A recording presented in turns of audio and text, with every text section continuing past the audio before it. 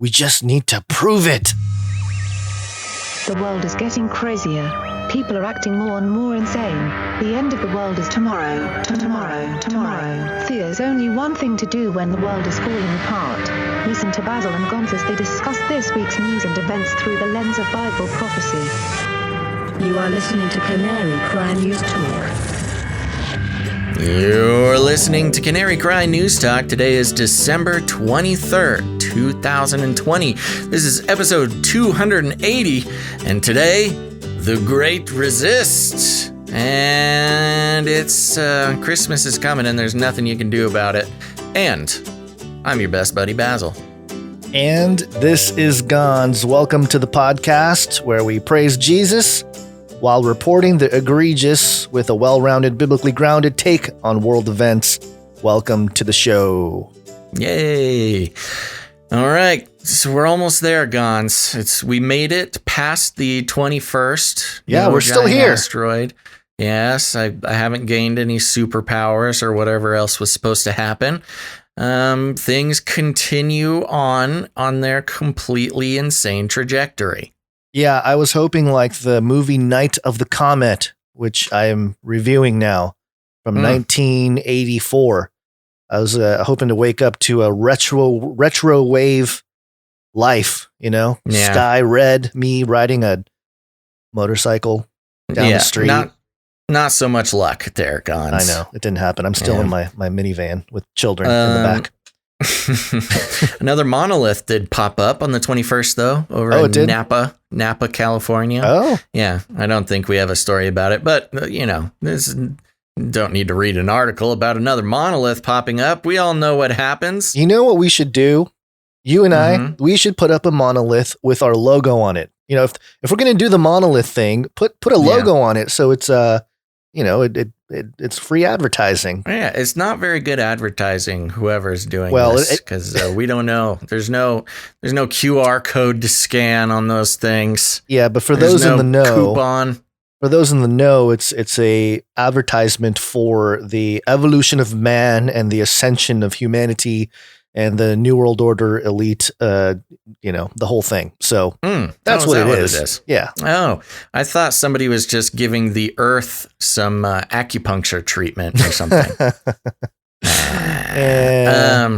The one in Napa looks a little different, though. The other one's been popping up. They're all very straight lines, very clean, very monolithic. This one was all wiggly and rough edges. It kind of reminded me of, the monolith version of, it's rustic, like you would find in an antique shop in Napa. Is it Napa, California? Mm-hmm. I'm seeing. I don't know what other Napa is, and there's some people posing by it with wine, I think, because Napa. Yeah, they should have just had a giant wine bottle monolith instead of we don't even have to put up our own monolith. We can just go to the existing one, slap a sticker on there, baby. Oh yeah, good call. Yeah. Okay, well, what do we got going on with right at the top here? Yes. I do want to mention, if you haven't done it yet, hit the like button on YouTube. Thank you very much. Helps those algorithms out. And don't worry, you can always take it away later if you want, but please do it now. But other than that, I do want to mention again the Canary Cry News Talk custom knife giveaway. That's right. Your time is ticking. You've only got 5-6 days. And for those who did not hear about it, maybe you skipped the break on last episode, we have very talented producer Nigel who creates custom knives. And he has so generously offered to make one available to a very lucky Canarian. And so if you're a collector or you just like cool stuff or whatever you're into, you should enter to win a custom-built knife from producer Nigel.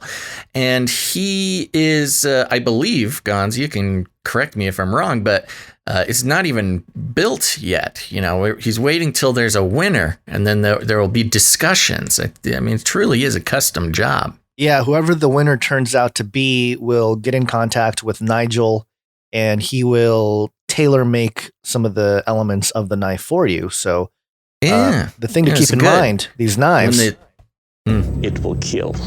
That's right. Very sharp. Yeah.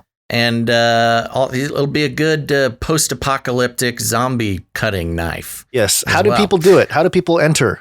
So this is what you're going to do, because sweepstakes laws are very complicated and we can't sell raffle tickets or anything.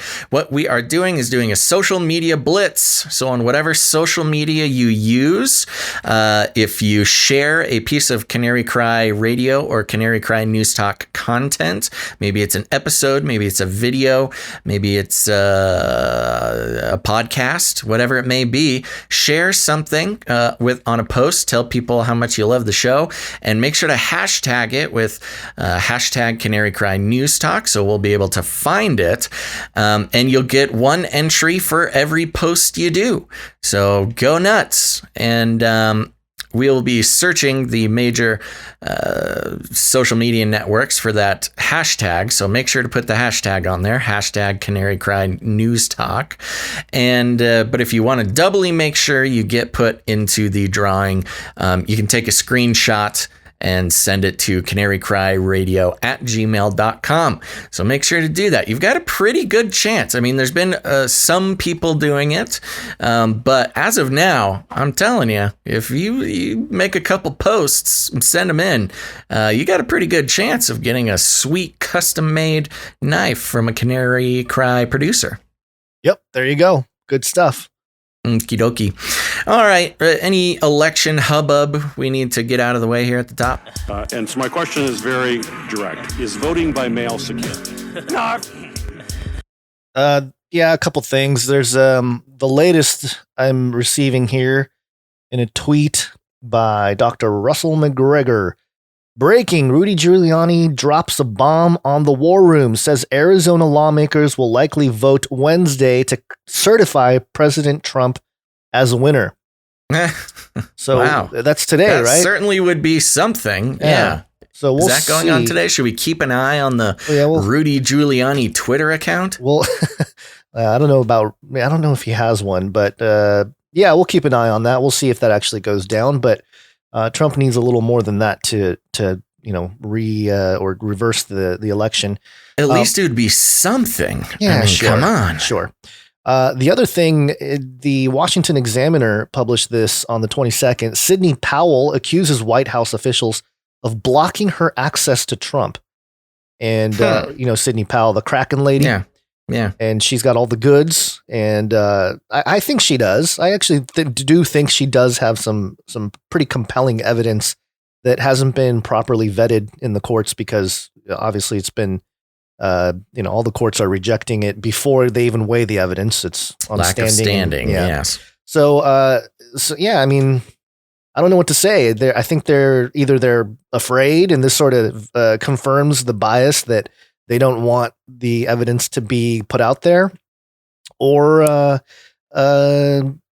I don't know, or she's just Trump is like, I don't need you. What do they mean blocking? Like not letting her make phone calls to him, or does it have any details on what that even means? Yeah, it says here that are they physically boxing her out like an NBA play? Yeah, so this is Powell's quote from the article. I haven't met or spoken with the president since Friday night. The president knows this election was stolen, but he is not getting the support he, the Constitution, and the Republic deserve. His own people are misleading and undermining him while protecting their own careers and agendas, which, again, I wouldn't be surprised if that's true. I think she is pretty spot on with that. Quote, I haven't spoken with the DNI on those issues at all, she added. My efforts to educate Rudy on demonstrable foreign interference in the election, including multiple CISA and FBI findings, have been met with irrational hostility. I've been blocked by White House counsel and others from seeing or speaking to the president since I raised the public formal findings and even more evidence of the foreign interference from Iran and China in this election. And she goes on here. What are they trying to hide? American elections are supposed to be easily auditable and transparent. That's why federal law punishes the failure to keep all records for 22 months with up to 1 year in prison. This is important not only to the United States, but to the world. There's no way of hiding this fraud and moving on as if any election could ever be trusted again. Our entire government seems to have become a big lie and cover up. The American people are 100% fed up. So I don't know. I guess, she was, because I was seeing things about Sidney Powell visiting the White House last week. So maybe there is some kind of physical, stoppage where, you can't go in, or you can't call, or you can't do anything. On that account, they're boxing me out of the White House too. White House officials are restricting Basil from getting to President Trump. Well, they see this swole, googly-eyed man with a pizza wrapped around his waist walking towards the White House. Oh my gosh, he's so strong. Don't let him near us. So there's one thing there. I do want to mention a couple other things regarding the elections, and I didn't know where to put this. I didn't want to make it a whole thing, but part of the concern here is that China is behind the corruption of the election, and yes, that would be concerning. It would be definitely concerning, and also China has been behind the communist world takeover. Has been part of the plan that's rolled out for years, and I think we're seeing a big part of it now. But as part of that discussion, I wanted to share this piece by thehill.com real quick. And it's written by Joseph Bosco, opinion contributor. And the title of this article is, "We Can Help the Chinese People Change Their Communist Regime." And I was reading through this and I thought, what in the world? I mean, if this isn't part of the takeover narrative, I don't know what is. So let me just read a couple paragraphs real quick. When Joe Biden takes over from Donald Trump, he will confront a complex and daunting China problem. But Trump's team will also leave Biden a simple, though not easy, China solution: to take Chinese Communist Party, CCP, out of the equation. Well, before China unleashed the coronavirus, I know. Well, before China unleashed the coronavirus pandemic, the Trump administration was moving toward a confrontation with the People's Republic in the realm of information warfare. Moving toward? Wasn't Trump already well established against China throughout his whole presidency? Anyway, I just thought it was weird that they're it was a mixture. They're moving towards it, but they were always aggressive towards one another. Although Trump did say Xi Jinping is a great guy. It's playing politics, you know that for a fact. But then later on in the article, it talks about the Chinese people. They just want clarity. And they say the Chinese people clearly hunger for honest information and friendly communication with the American people, including U.S. officials. Messages from Pottinger, Miles Yu at the State Department Office of Policy Planning, and other Mandarin speakers in the government would find receptive audiences in China. A natural conduit for such direct communication would be an expanded and invigorated effort by Radio Free Asia and Voice of America. But some at Voice VOA fear a conflict between reporting the news and disseminating propaganda. And if you don't know, the Voice of America is part of the Smith-Munn Modernization Act. They were the ones that are named in that in the legislation that allowed Voice of America to basically propagandize to America what they would propagandize to other nations. Right. And so I thought it was very interesting that they're making the VOA, the main arm here, that if you just allow them to speak the truth to the Chinese people, then they wouldn't really get in our way anymore. And it's just, what are you talking about, dude? Yeah. So that's funny. Well, they're just assuming that nobody actually knows what's in the Smith-Munn Modernization Act, because it takes, as most things in life and the news, if you pay just a little bit more attention than they want you to, then the whole lie unravels. And that's kind of the deal here. Yeah, and the CCP and the Marxist groups and stuff, they have been quietly behind the scenes with everything from a lot of the BLM stuff to the virus in general and the crashing economy, all that stuff. It's clear that they're part of it, although I don't know that they're alone in it. You know what I mean? I think that they're also getting assistance from some people up on high above. Lizard people. Lizard people. Real quick, again, I'm just trying to blaze through this. We're not the only ones having issues with elections. Israel heads to polls again amid pandemic and prime minister's legal woes. So, Netanyahu's in trouble again. He's going to, I think they said it's going to be a fourth election in less than 2 years after Prime Minister Benjamin Netanyahu's fractured ruling coalition failed to pass a budget bill early Wednesday. So, I don't know. Israel's having all sorts of political issues as well. Yeah. And I thought I'd play this clip real quick of Bibi Netanyahu thanking or telling the American people to Merry Christmas, all that stuff. He says something kind of interesting in there, though. I'll stop it right after he says it here. I wish Israel's many Christian friends around the world a very Merry Christmas. On behalf of the people of Israel, I thank each and every one of you for your prayers and for your support. This Christmas, the traditional greeting of peace on earth will once again be expressed by millions across the globe. This while our world suffers from the terrible COVID-19 pandemic and far from too much violence and conflict. But remarkably, here in the Middle East, we've been actively making progress in realizing the biblical prophecy of peace on earth, or at least this part of the earth. Oh? Israel? The biblical prophecy of peace on earth, or at least this part of the earth. Let me play that again real quick. I stopped it at a bad spot. Realizing the biblical prophecy of peace on earth. Here in the Middle East, we've been actively making progress in realizing the biblical prophecy of peace on earth, or at least this part of the earth. Here in the Middle East, we've been actively pursuing actively making progress in realizing the biblical prophecy of peace on earth. That's very interesting. Really weird I feel like say. He's missing a couple steps there. At least a couple steps, but also if you're trying to appeal to many of the American evangelicals, they sit there and talk about how the Antichrist is going to make a peace deal. I don't think that's what it says in Daniel, but a lot of people think that there's going to be a peace deal in Israel. And so I don't know. I don't know how that hits the American evangelical that are mostly dispensationalist and pre-trib and all that kind of stuff. But at the same time, I mean, I don't know. There's a lot of religion talk, recently with politics. And when you start mixing it in and when you start bringing up the phrase Bible prophecy and peace on earth, it's just, I don't know. It's a little weird. But again, I bring it up during the election section because it's just some things that don't fit necessarily in other parts of the show because it's fairly politically motivated discussions here. Yeah. And then one more thing. That's very interesting. Okay. It is very interesting. Just something to keep an eye out for. And then one more thing, Biden had his little speech there in Wilmington, Delaware yesterday.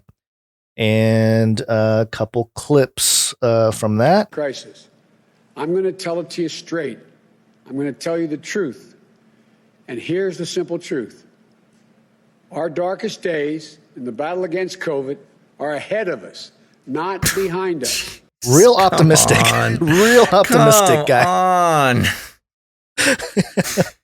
Now that we have everybody again locked down, wearing masks, taking vaccines, now we can get to the really bad stuff. I just thought, for morale, he's just really good for morale. The darkest days are the dark winter still ahead. It's going to be. This is bad. It's going to be like March, and he's going to. I take office. Yeah, it's going to be like March, and he's going to talk about how the dark winter is turning into the dark spring, and it will be a dark summer. Yeah, exactly. It's like the 15 days to flatten the curve. Yeah. The other thing is obviously, and this is why I think the hack, we had theorized that the big, national security hack that happened was probably China behind the scenes, involved in that, because Joe Biden's going in hard on Trump, not doing what he's supposed to do. It happened on his watch and all this kind of stuff. Oh my gosh. But the solution, because it's always problem, reaction, solution. The solution is very interesting. Cyber threats are among the greatest threats to our global security in the 21st century. And I believe we have to treat them with the same seriousness of purpose that we treated threats of other unconventional weapons. We have to work with our allies to establish clear international rules and mechanisms to enforce them, and consequences for those countries that violate them. Clear international rules and I think he meant mechanisms. But clear international rules and mechanisms. I don't know. This sounds kind of New World Order-ish to me. Like a single rule for the entire world. Well, it goes back to the issue with the SolarWinds hack and any sort of potential foreign interference is they're trying to figure out if this was an active war or if it was just some sort of tomfoolery. Right. So, yeah, there's this with Biden trying to act like a strong man in response to this cyber attack. Somebody did bring it up to me a couple days ago about Biden potentially wanting to go to war with China. And it just seemed so silly for so many reasons. But, if you connect, it only takes a few dots to connect to, he's posturing himself pretty strongly there. Well, and going to war with China is probably the worst possible thing we could do right now. Well, I mean, it would only make sense in that he would already have a deal with China. Well, right. Yeah, there'd be some smoky back room stuff going on. Right. It wouldn't be like, hey, we're down with China. It would be more like, hey, this is great for both of us because we can, get the military involved. You can damage our country a little more. War traditionally being an economic sort of catalyst. Right. That's how innovation takes place. Is wars. Yeah. That's how we reestablish the world. If the people don't comply, we must. Can't have a great reset without another great world war. Exactly. Come on, man. Great. So there you go. Okay. Well, I got a little something to flip us up, to cheer us up. And that is a little Flippy update. Flippy update. Do you want fries with that? That's right, folks. If you're new to the show, Flippy is the colloquial name we have for the robot arms, the disembodied robot arms that are taking our jobs, enslaving our children, and flirting with our spouses. We use talking about Flippy as a proxy conversation to explore how robotics and AI will inevitably take over the world, and there's nothing we can do about it. But today, a little bit of a fun one, Gons. Thought because of the, it's almost Christmas. We got to have a little lighthearted moment. You'll be happy to know that I've only got 3 episodes left of The Mandalorian. All right. So we'll be able to talk about that soon. But over here at Gizmodo.com, Baby Yoda robot uses AI to follow you around like a creepy toddler. Yay! If there's one thing stores are now well stocked with, it's Baby Yoda toys. And while you can shell out hundreds of dollars for a startlingly lifelike replica of Grogu, this DIY does what all others can't: automatically follow you everywhere you go like a curious 50-year-old toddler. Oh, so cute. Creator Manuel Ahumada wanted his Baby Yoda replica to be smarter than all the rest, so he designed and 3D printed a custom robotic frame with moving arms. There's Flippy, a head that inquisitively looks up and down, and a set of wheels so his Grogu could get around faster than the tiny-legged character in The Mandalorian could. The creation was stuffed inside a gutted, off-the-shelf Baby Yoda toy, while electronics, including a Raspberry Pi, servos, and electric motors, were added to bring the recreation to life. Like many of the toy versions of Baby Yoda, Ahumada's version can be controlled remotely using a PlayStation 4 controller talking to the onboard Raspberry Pi over Bluetooth, but for more autonomy, a series of movements can also be performed, recorded, and played back, making Grogu appear more lifelike all on his own. Things get even more interesting when the child is given his own smartphone that he holds in front of him. It may look like he's checking social media, but the smartphone is actually running Intel's OpenBot app, which uses machine machine learning models to process a live feed from the device's camera. In this case, the app scans the video for the presence of a human, identifies them, tracks their location and movements, and then automatically controls Baby Yoda's wheeled platform to follow the person wherever they go. It's impressive to see just how quickly a surprisingly capable robot can be thrown together today using off-the-shelf parts like Raspberry Pi and a smartphone. Earlier this year, Mattel released its own robotic Baby Yoda toy that follows you around like a needy dependent, but it also requires you to carry around a remote control. It's cuter than Ahumada's creation, which we'll be the first to admit is kind of creepy, but kudos to him for totally one-upping all the big toy companies. So there you go, Gons. We can have our own little Grogu follow us around and eat animals. I was watching The Mandalorian, and little Baby Yoda spends about 80% of his time eating live animals. It's true. It's true. Yeah. So there you go. This has been an interesting trend where artificial intelligence and machine learning has become more and more accessible to not just accessible in a sort of commercial way, but also in a coding way. I mean, there's pre-built modules that you can pretty much make a little robot do whatever you want with not a whole lot of experience. And this is what the world needs more of. Less weaponized dog robots, more cute little alien baby robots. Which are being exploited to record all your every move. Yes. Yeah, right. So it's a little spy cam. Yeah.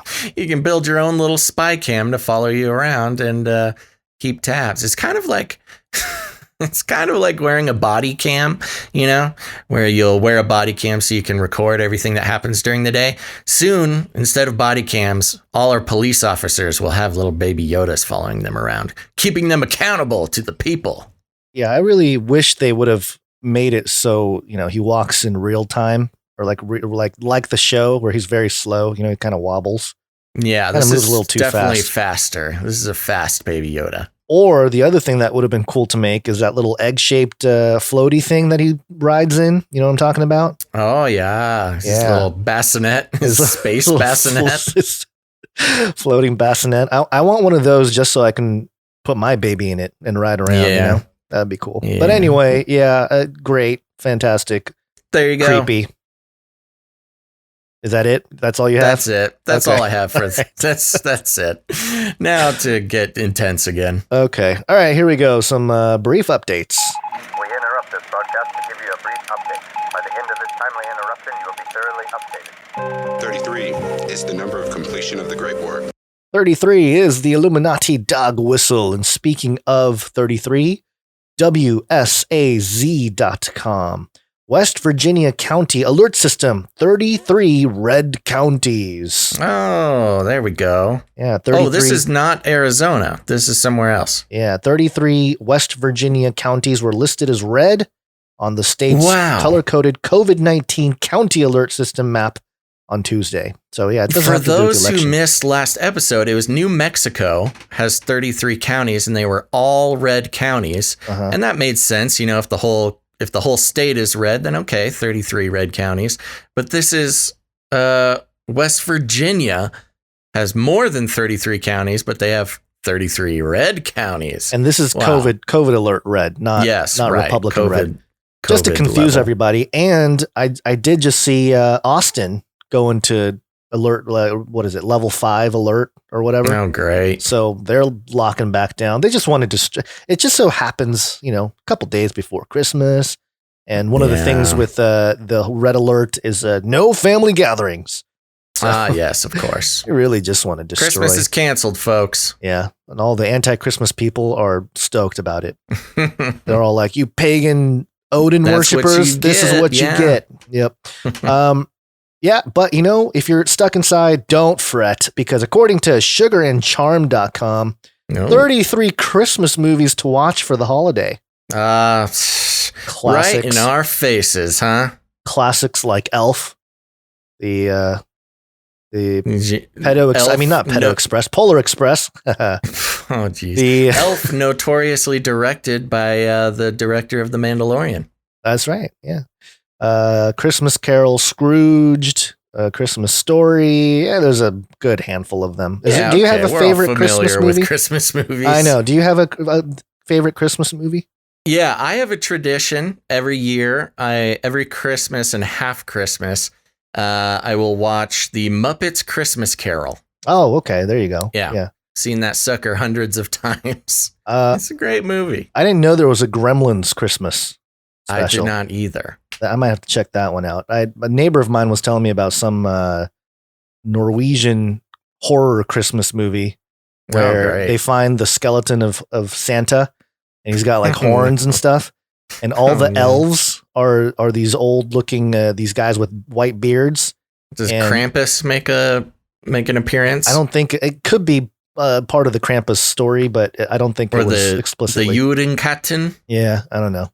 The Yule Cat? Have you heard of the Yule Cat? Have I talked about the Yule Cat? I have. I don't know. I don't know what the Yule Cat is. The Yule Cat, I think it's Icelandic. It's some sort of Scandinavian Christmas, folk tale where there's a giant cat that roams around on Christmas Day or Christmas Eve, and he's gigantic. And if any young children are caught walking around the forest not wearing their new Christmas clothes, they get eaten by the Judenkatten. Oh, yeah. Always so scary. Wear your new Christmas clothes, kids.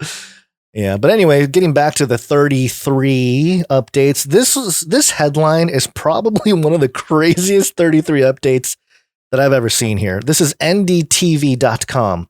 One death every 33 seconds in U.S.'s deadliest COVID-19 week so far. Report. Perfect. What?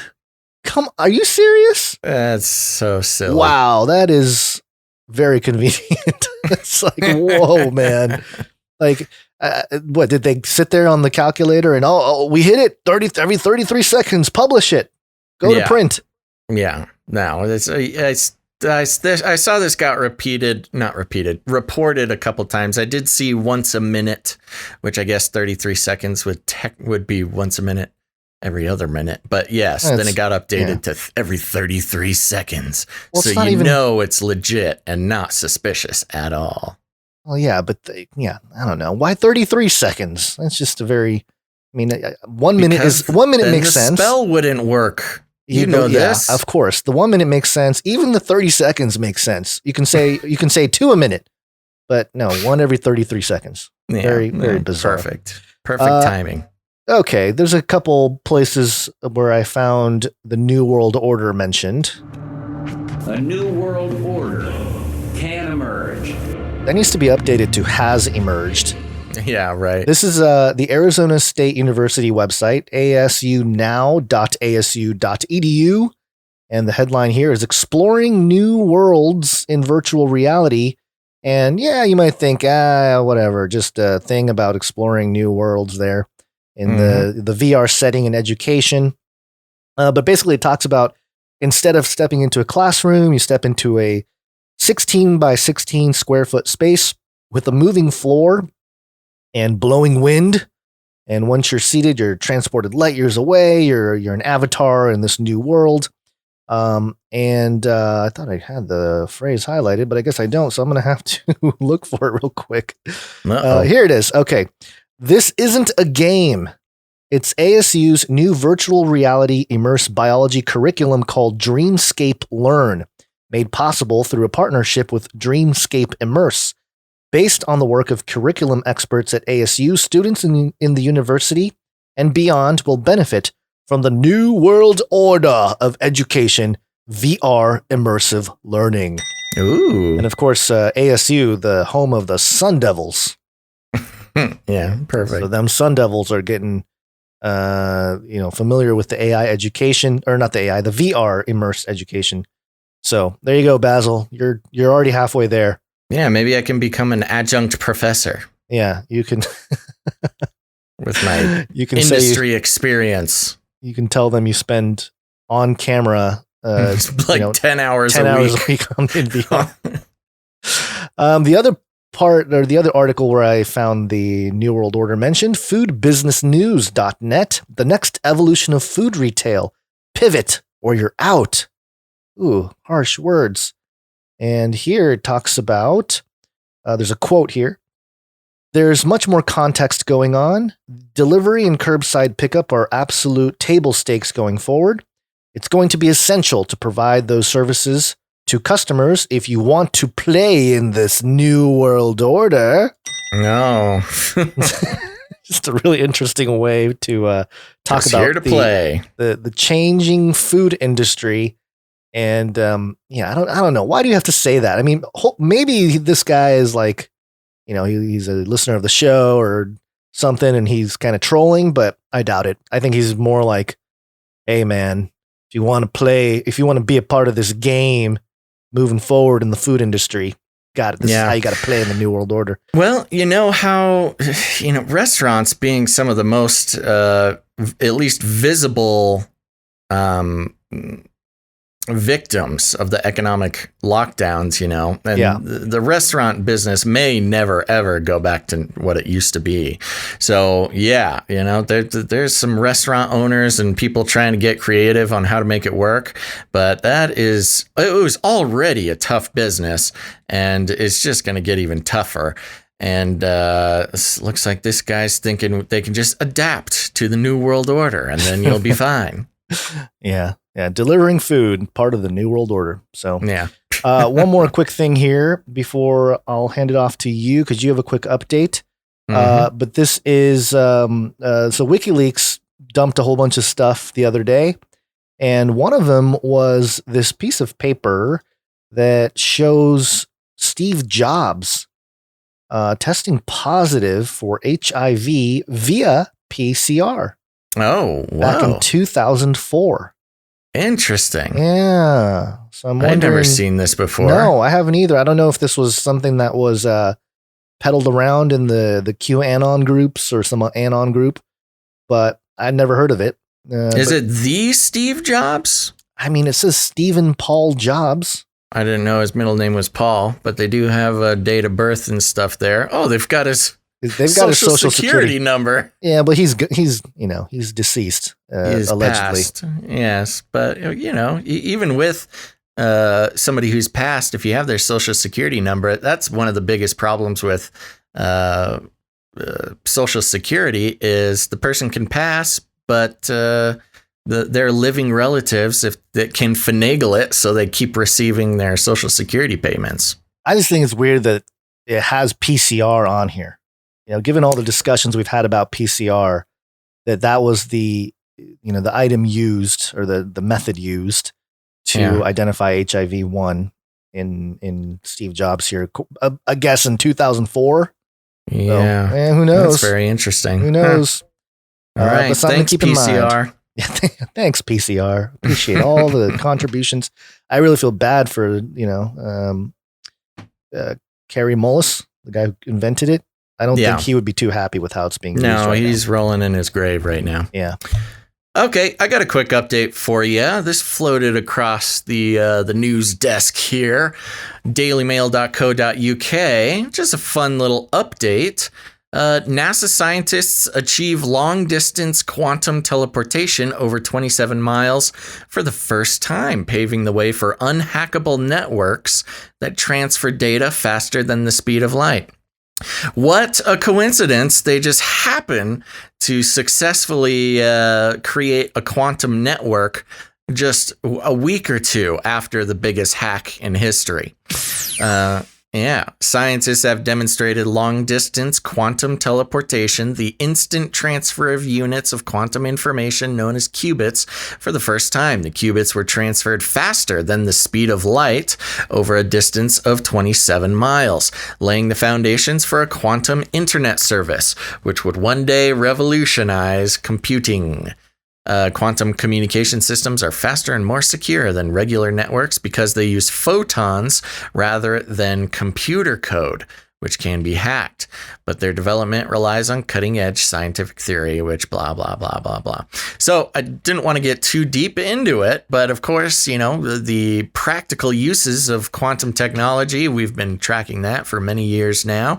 And this is a really big step. And it's funny because with this finding, now, of course, they're still miles away from getting to a place where it's commercially viable. But just as Elon Musk is putting up his super slow, awful internet with Skylink, or Starlink, rather. Starlink, yeah. Yeah. Just as he's getting that to a place where it could be a commercially viable business, they go ahead and create quantum internet that will completely destroy any need for Starlink. So I don't know. Maybe he'll upgrade the Starlinks with quantum internet. Oh, I'm thinking it's already on there. He's just waiting for the perfect moment to unleash it, and it'll just open up, and quantum lasers will shoot down on people's Neuralinks. This is pretty impressive, for the first time, because the theories of relativity, which were Einstein's most famous work there, basically stated that nothing can go faster than the speed of light. If you're going faster than the speed of light, you're going backwards in time. And so, they've sent information faster than the speed of light. So that wonder what kind of nice little space-time ripples that could send throughout the multiverse. Yeah, talk about the Minority Report style, knowing crime or pre-crime type of stuff. Right. Yeah. Is the quantum computer going to know what I'm going to search before? He'll send an email. You'll sit down to send an email, and you'll get the reply from the person before you even press send. Hey, man, it's going to make life real easy. Yeah, we're just going to be in one big loop, one big time loop. Yeah, just what we need. Okay, well, there you go. That's enough for the updates today. I think we should get into a main story here. What do you say? Artificial intelligence. Pandemic special. That's right. Now, I'm going to take a little story here from the Lancet.com, one of the most famous and notorious and previously respectable medical journals that came under fire earlier this year after there were some coronavirus researchers or studies rather that went against the mainstream narrative, which brought the reliability of the Lancet into question. Imagine how that works. But we've got another thing to look at here, and that is artificial intelligence for COVID-19. Savior or saboteur? Oh, great. Thank you. As 2020 draws to a close, one thing is certain. The COVID-19 pandemic has had an irreversible effect on the world. The effect on digital health is no exception. The cyberdemic is coming for you, guns. The pandemic has forced healthcare providers and governments around the world to accelerate the development of artificial intelligence tools and scale up their use in medicine, even before they are proven to work. An untested AI algorithm has even received emergency authorization from the U.S. Food and Drug Administration. But will the use of this untested AI systems help or hinder patients with COVID-19? Now, first of all, it took me by surprise. I did not know that the FDA was in the business of regulating computer code. Number one. Number two, that they would approve an untested AI algorithm. Just roll it out there. Yeah, let's just see what happens. I mean, they approved the vaccine, so why not? Yeah, I mean, the bar has been set.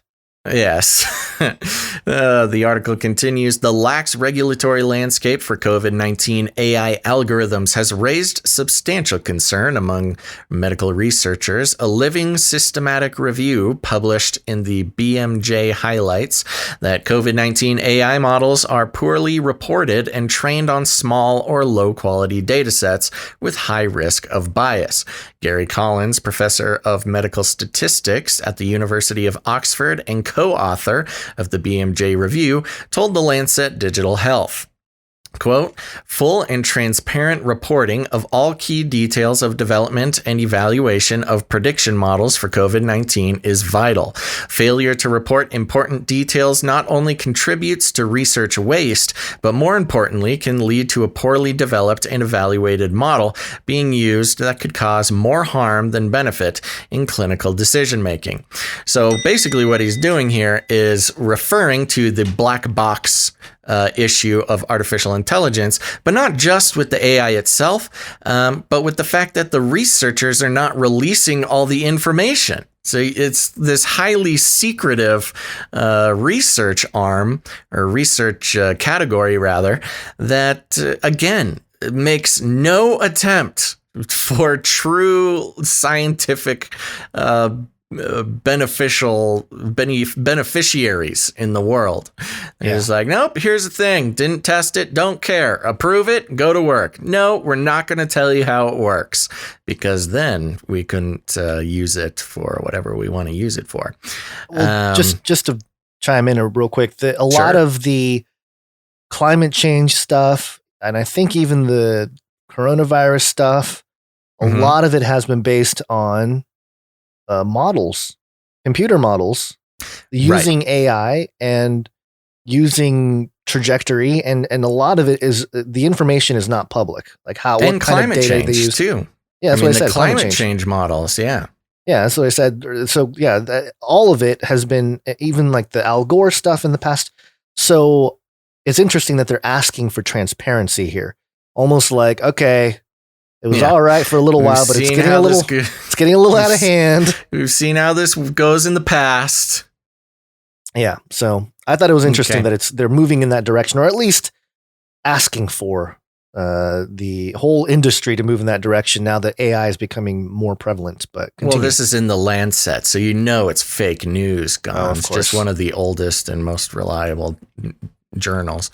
Continuing to support, the article continues, to support transparency and reproducible reporting, source code and de-identified patient data sets for COVID-19 AI algorithms should be open and accessible to the research community. One such study published in the Lancet Digital Health reports a new AI COVID-19 screening test named Curial AI, which uses routinely collected clinical data for patients presenting to hospital.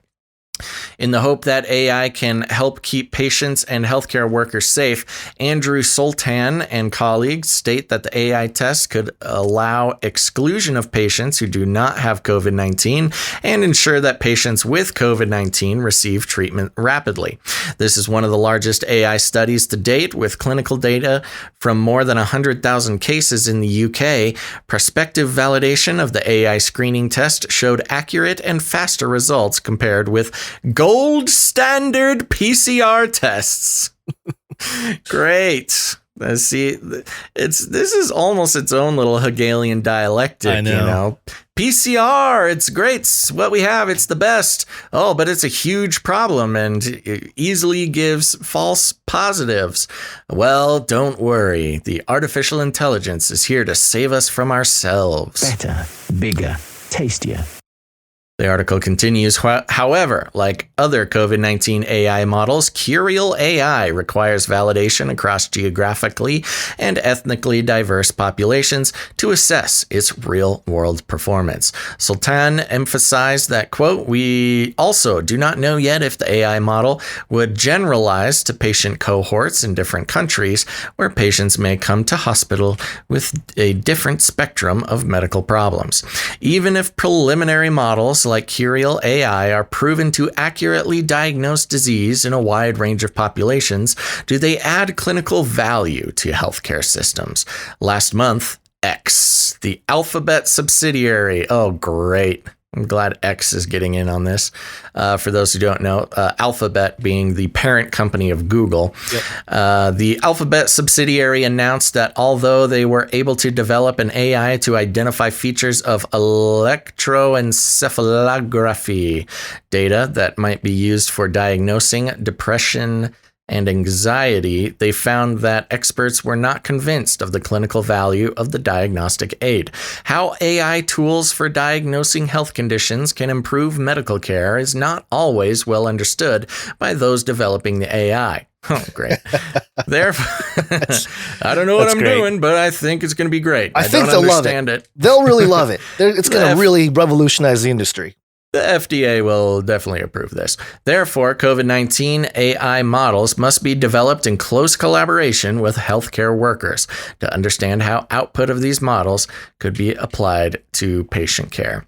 And then it kind of goes on talking about flu season and such. But there you go. For the most part, like you mentioned, Gons, the climate change computer modeling that was done early on, that said the Earth was going to melt and float off into space in 2013. Yeah. Which now gives us to, I think, 2030 until we all die. Who knows? But has been plagued with problems with those computer models, of course. And so why not trust, a quote unquote world pandemic to the same types of technology? Yeah. Later on in the article, it says here, I have a couple things highlighted. Sultan and colleagues are now planning clinical trials for deploying Curial AI within the existing clinical pathway at hospitals in the UK. The Lancet Digital Health strongly encourages researchers doing AI intervention-based clinical trials to follow the new extension guidelines, Spirit AI and good. Consort AI. Now, Spirit AI stands for Standard Protocol Item Recommendations for Interventional Trials Artificial Intelligence. So very Sounds convenient. Legit. Spirit AI. And AI could be the savior of the COVID-19 pandemic in the coming year. We just need to prove it. All right. Yeah, okay. Yeah, that is how science works. This allegedly. is you remember the AI church? Like, I don't know, 4 or 5 years ago, there was like an AI church up in Silicon Valley, and people are coming and doing worship services to the AI and stuff.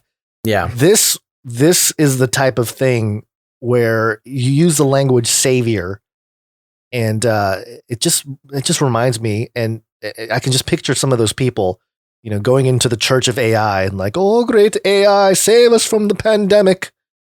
Bring your spirit here, and right, invoking all that kind of stuff. And then magically the AI provides solutions with their quantum internet. But anyway, I thought it was an interesting piece from the Lancet, of all places.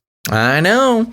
And it's crazy because there was like this weird assassination of the Lancet earlier in the year just because they were questioning, official quote unquote official narratives that was trying to make everybody scared and keep them in their house.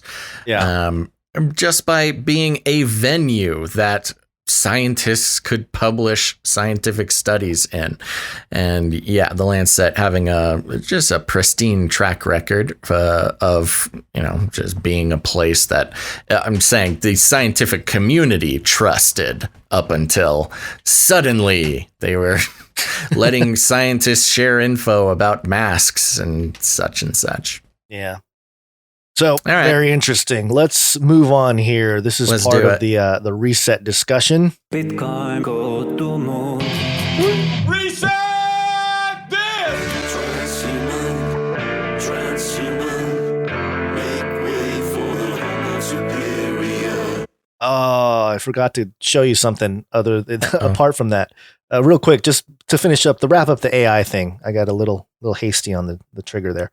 Okay. There's a video here. Watch an AI robot walk with a broken leg thanks to a brain that never stops learning. And basically, they came up with this AI with what's called Hebbian rules, Hebbian, Hebbian rules, mathematical formulas that allow AI brains to keep learning.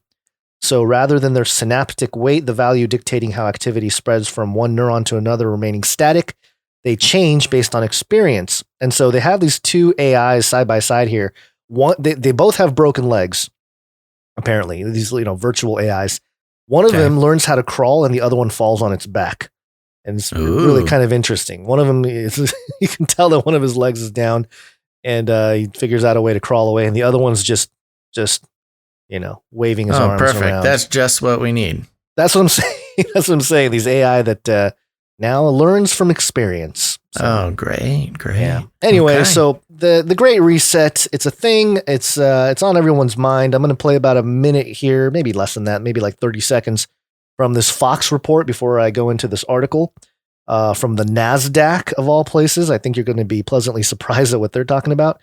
Okay. But here's Fox, and I don't know who is this. Lou Dobbs? I think it's Lou Dobbs. Okay, so here's a little intro on the Great Reset. Elites attending the World Economic Forum in Davos. They're admitting that their annual meeting next year will be used to launch what they call the Great Reset Initiative. The forum saying, quote, "The time to rebuild trust and to make crucial choices is fast approaching as the need to reset priorities and the urgency to reform systems grows stronger around the world." Right. Joining us now. Right. Like how he just goes, right. Yeah. Then he has a guy on that rails on China and stuff. But this article from the NASDAQ is very interesting. The headline is 2020 pitted Bitcoin against the Great Reset. Oh, interesting. Very interesting discussion here. And this, I don't know if the author here, Nozomi Hayase, clearly Japanese here, maybe listens to the show or something. I mean, it's very interesting. Maybe not, because the conclusions he comes to are a little bit different from what we would suggest. But here's what it says. 2020 was unforgettable, especially for Bitcoin. To help memorialize this year for our readers, we asked our network of contributors to reflect on Bitcoin's price action, technological development, community growth, and more in 2020, yada, yada. 2020 has become the year of pandemic. With face masks and quarantine becoming a new normal, the world has changed forever. In the escalation of the coronavirus outbreak, the U.S. Federal Reserve lowered its interest rate to near zero for the first time since the global financial crisis more than a decade ago. With lockdown measures creating job losses and the contraction of the economy, the government's response to COVID-19 revived the memories of the 2008 crash. Wall Street bank bailouts then created a large transfer of wealth. This now continues with the closing down of the economy, destroying mom-and-pop shops, while corporations like Walmart, Amazon, and Target are making record-breaking profit. Bitcoin, which was born in the ashes of economic meltdown, was a response to the corruption of financial institutions. Its white paper saw its 12-year anniversary this year. As the old system began to unravel, Bitcoin further unveiled its deeper value proposition. De-dollarization. The invention of Bitcoin made the separation of money and state possible for the first time in history. The cypherpunks' project of creating electronic cash free from a central authority quickly won the hearts of hackers and anarchists. Recognizing Bitcoin as a new asset class akin to a non-confiscatable digital gold, libertarians and venture capital came on board as well. Waves of early adopters of this technology have emerged on the margins of the U.S. empire, from Venezuelans and Iranians to WikiLeaks. The uncensorable free speech money became a safe haven for those who wished to escape hyperinflation, sanctions, and financial blockade. This year, the decentralized digital currency has welcomed new faces. Responding to the Federal Reserve's inflation policy, corporations and public companies have begun adding Bitcoin to their balance sheets to hedge against the US dollar. In September, MicroStrategy became one of the first and largest NASDAQ-listed companies to embrace Bitcoin, purchasing over $425 million worth. This has created a ripple effect in the merchant network, bringing Square's Cash App and PayPal into the crypto space. And by the way, Michael, what was his name? Michael Saylor of MicroStrategy. I think he doubled his money already, and he bought even more Bitcoin. Like when he started talking about this whole thing of moving his capital into Bitcoin, Bitcoin was like $10,000 and now it's 20 something thousand. So within like 2 or 3 months, he literally doubled his like 400 million and made it $1 billion. Yeah, and that's crazy. In the wake of the U.S. presidential election, Bitcoin's price exceeded its previous all-time high from the end of 2017 bull run. With S&P Dow Jones indices announcement of the launching of cryptocurrency indices in 2021, The Massachusetts Mutual Life Insurance Company's purchase of $100 million in Bitcoin. Bitcoin has continued to gain mainstream acceptance, making prosperous new headlines in mainstream media. The global reset. As the loss of confidence in the U.S. economy accelerates de-dollarization, leading global institutions have stepped forward. Halfway through the year, the World Economic Forum announced a plan to develop a great reset to emerge as a better world for the COVID-19 crisis. WEF, together with the United Nations, business sectors, and civil society, aims to build the foundations of the economic system and institute a new social contract for a world population with the Internet of Things and use of advanced technology. In the announcement, Klaus Schwab, founder and executive chairman of WEF, stated that the goal is to create a fair and sustainable future, bringing our life into harmony with nature. You remember that? Oh, yeah, right. The 500, some Georgia Guidestones. Yeah, Guidestone stuff. International Monetary Fund Managing Director Christiana Georgieva, I don't know, who joined the initiative, articulated how the organization can help create, quote, a greener, smarter, fairer world. In October, Georgieva, oh my gosh, I'm totally butchering this name. He's probably used to it. Georgieva, I think it's a she. Kristalina solidified the IMF's role in the Great Reset, calling for a new Bretton Woods moment, referring to the arrangement originally made in 1944 to centralize the world's financial system with the US dollar as reserve currency. The head of IMF urged international cooperation among the G20 to restructure sovereign debt. It is now preparing to roll out a central bank digital currency, CBDC, that has capability to monitor and trace transaction, linking them to personal IDs with a record stored in a massive database. This is also true with Facebook's Diem, formerly known as Libra. Transhumanism.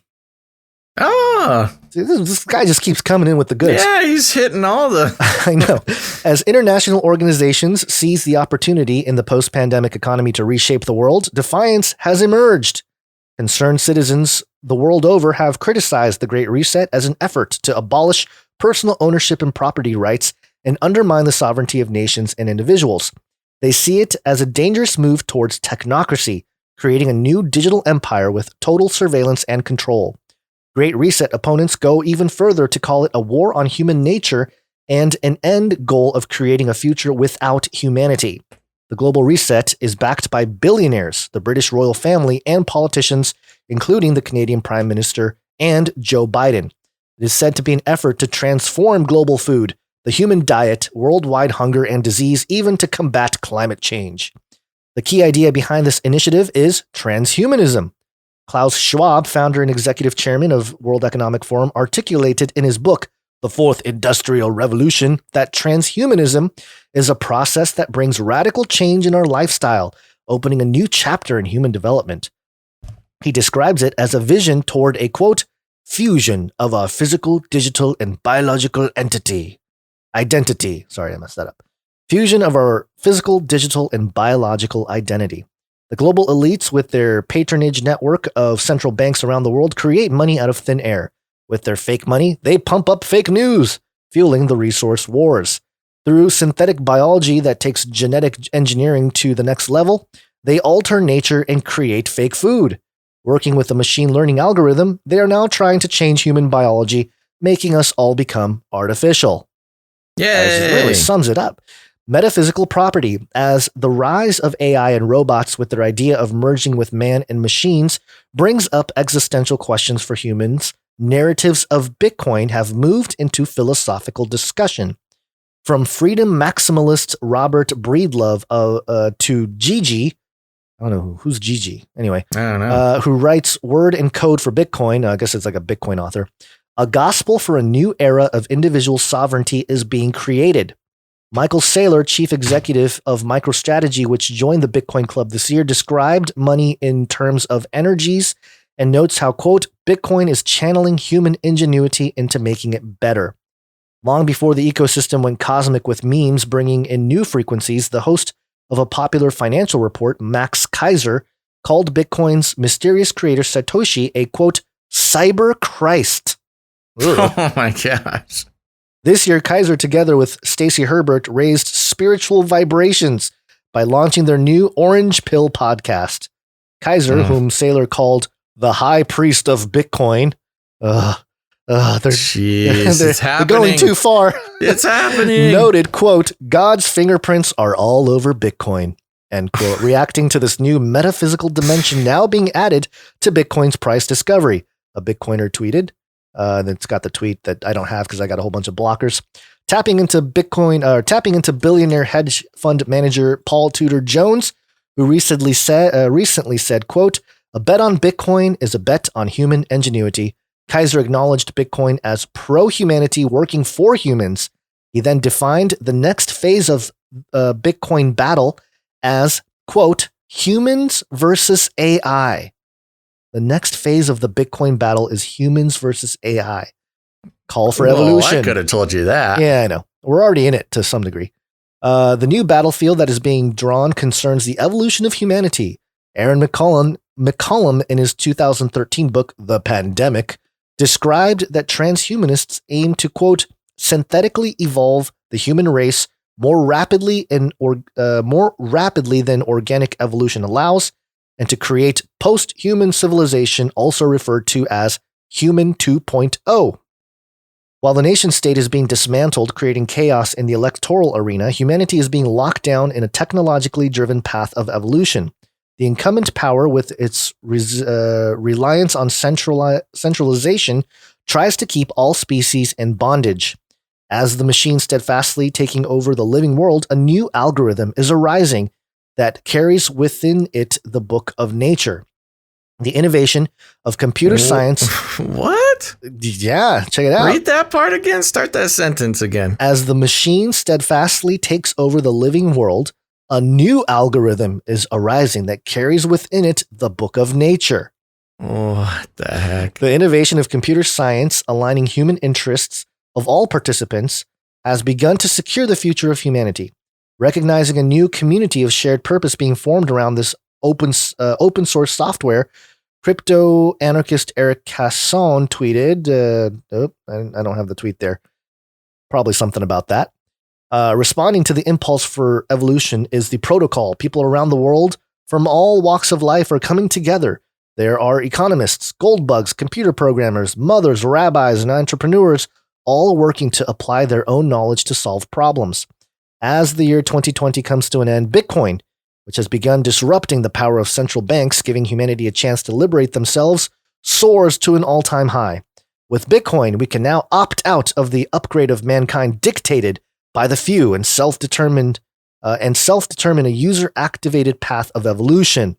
We can all unite as humans and hodl our intrinsic values coded in our DNA. Now, the future is in the hands of ordinary people. A network consensus of each individual's chosen values builds blocks for a new civilization, defining what it means to be human. Wow. Who wrote this? Who is the author of this? Nozomi Hayase of Bitcoin And- Inc. or Bitcoin Magazine. Yeah, wow. Bought in, man. Taking it to the next level. Is that a high priestess of the he's of the working his way Bitcoin up. Church? He's working his way up.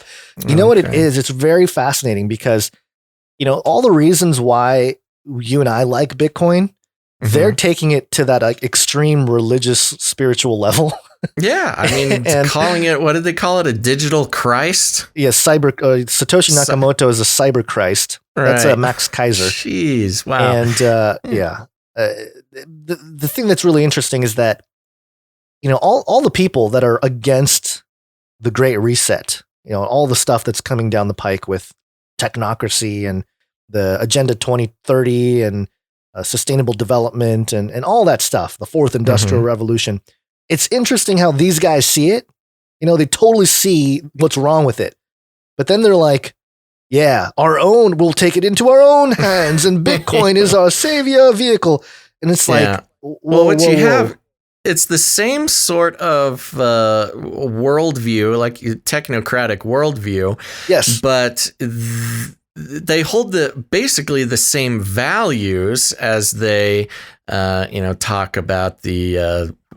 I forget who exactly they talk about, but they talk about the elites, technocratically harnessing the power of humans and moving us all into the new cyber heaven or whatever. But they kind of scathe the elites for that. But they hold the exact same values. They're just on a little bit more of a libertarian level. Yeah. They're like cyber libertarians. Yeah. Technocratic cyber libertarians. And this is what's fascinating. It's almost like the sentiment being shared here, by the way, on NASDAQ.com. This isn't like some random blog. This is NASDAQ.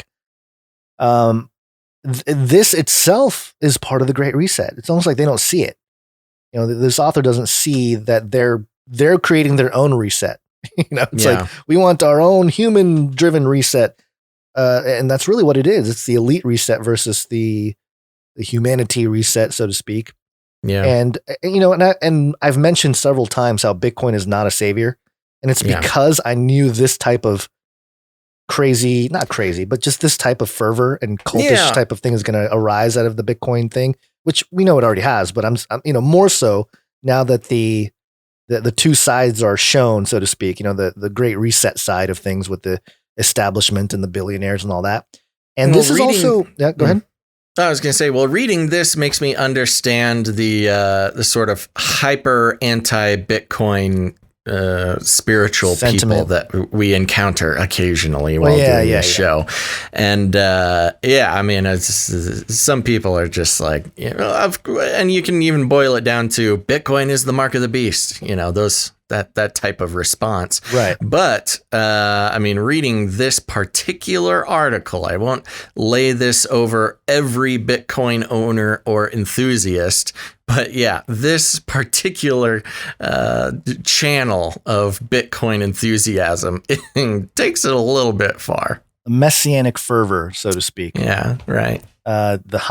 Calling people the high priest of Bitcoin. God's fingerprints are all over Bitcoin. Right. It's just digital currency. It's not, you know what I mean? It's not like, and yes, it does usurp a lot of the control mechanisms that central banks have. And that's why anarchists and libertarians were drawn to it early on, and cypherpunks, the way they described it.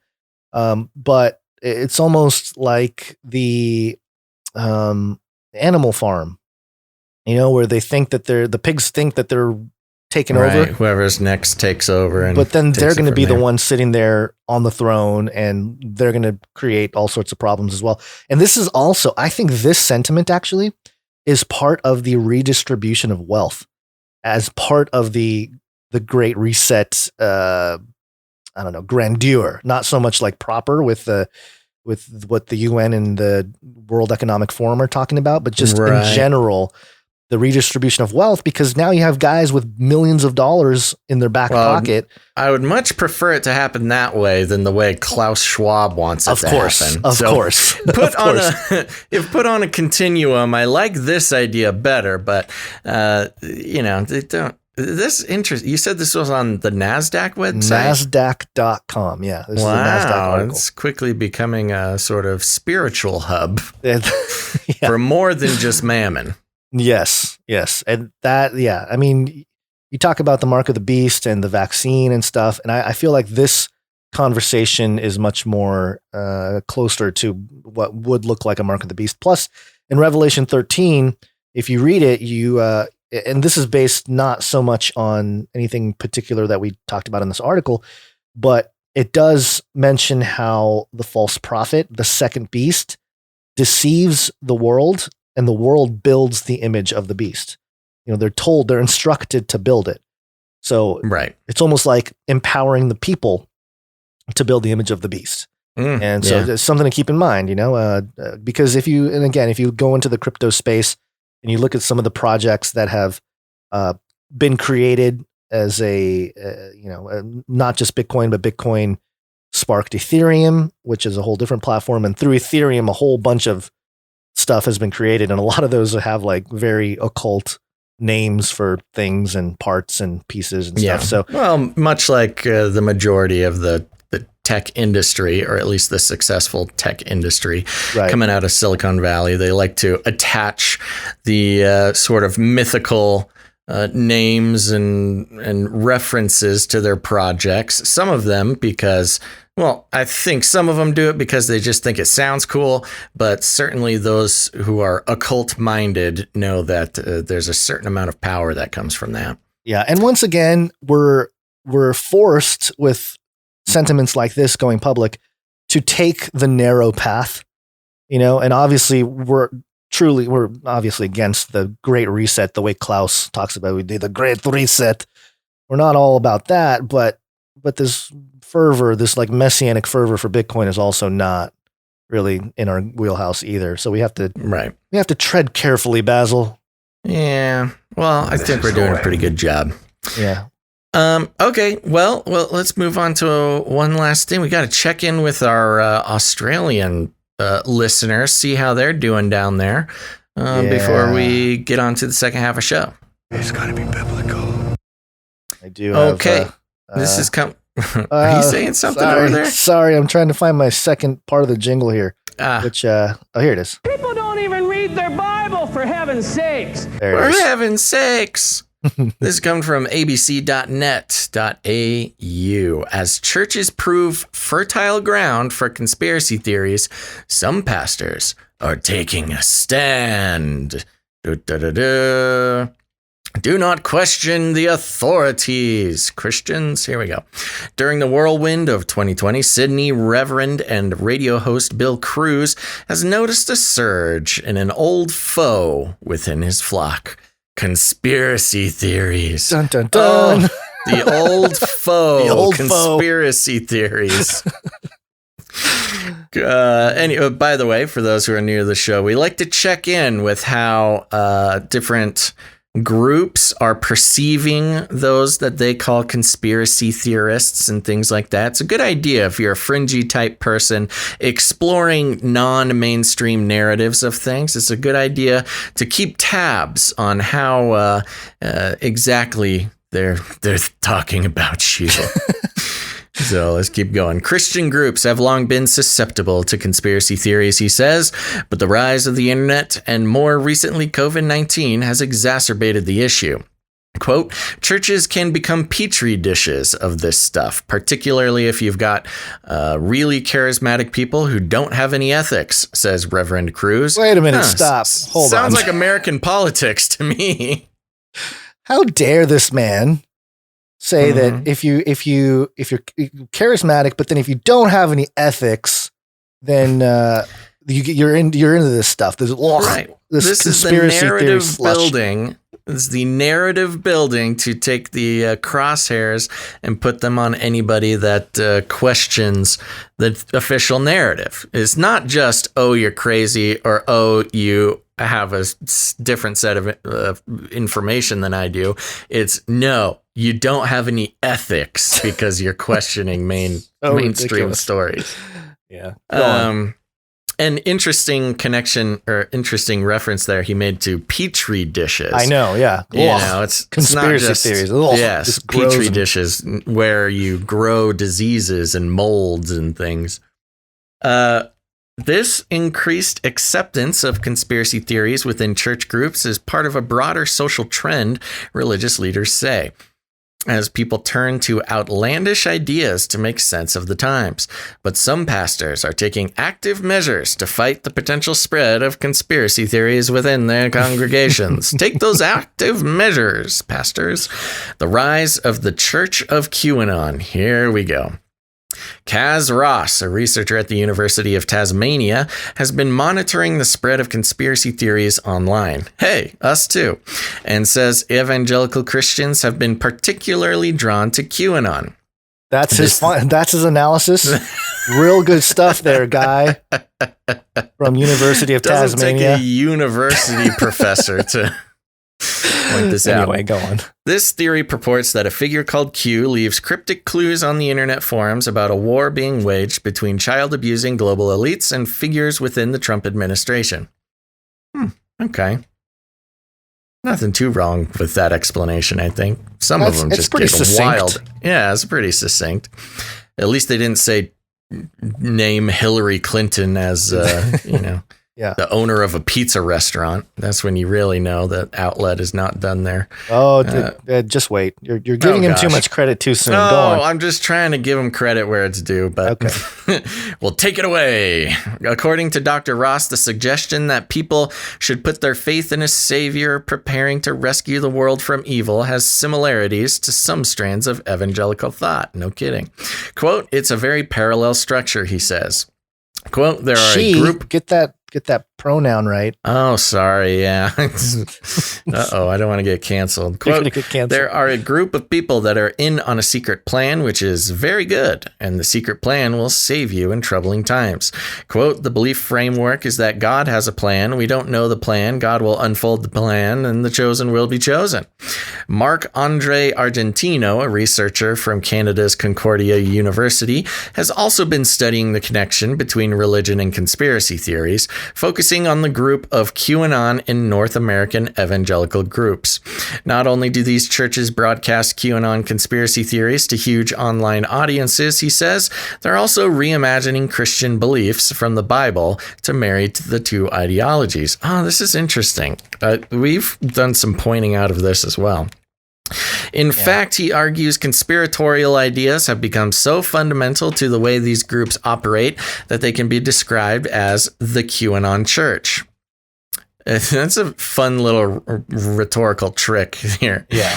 It becomes so fundamental to the way these groups operate that they can be described. They can be described as the QAnon church. By who? That's what I'm saying. You are describing them this way. That's what I'm saying. This is what the researcher from from Canada's Concordia University said, and so it shall be. I want to call it this because I'm an academic, and this sounds good to my other academics.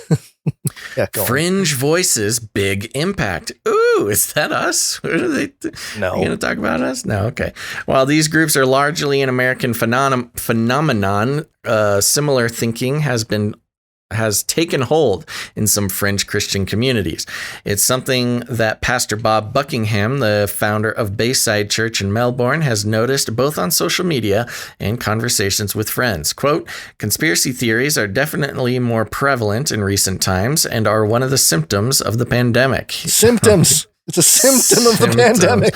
Yeah, they continue linguistically to build this as a disease.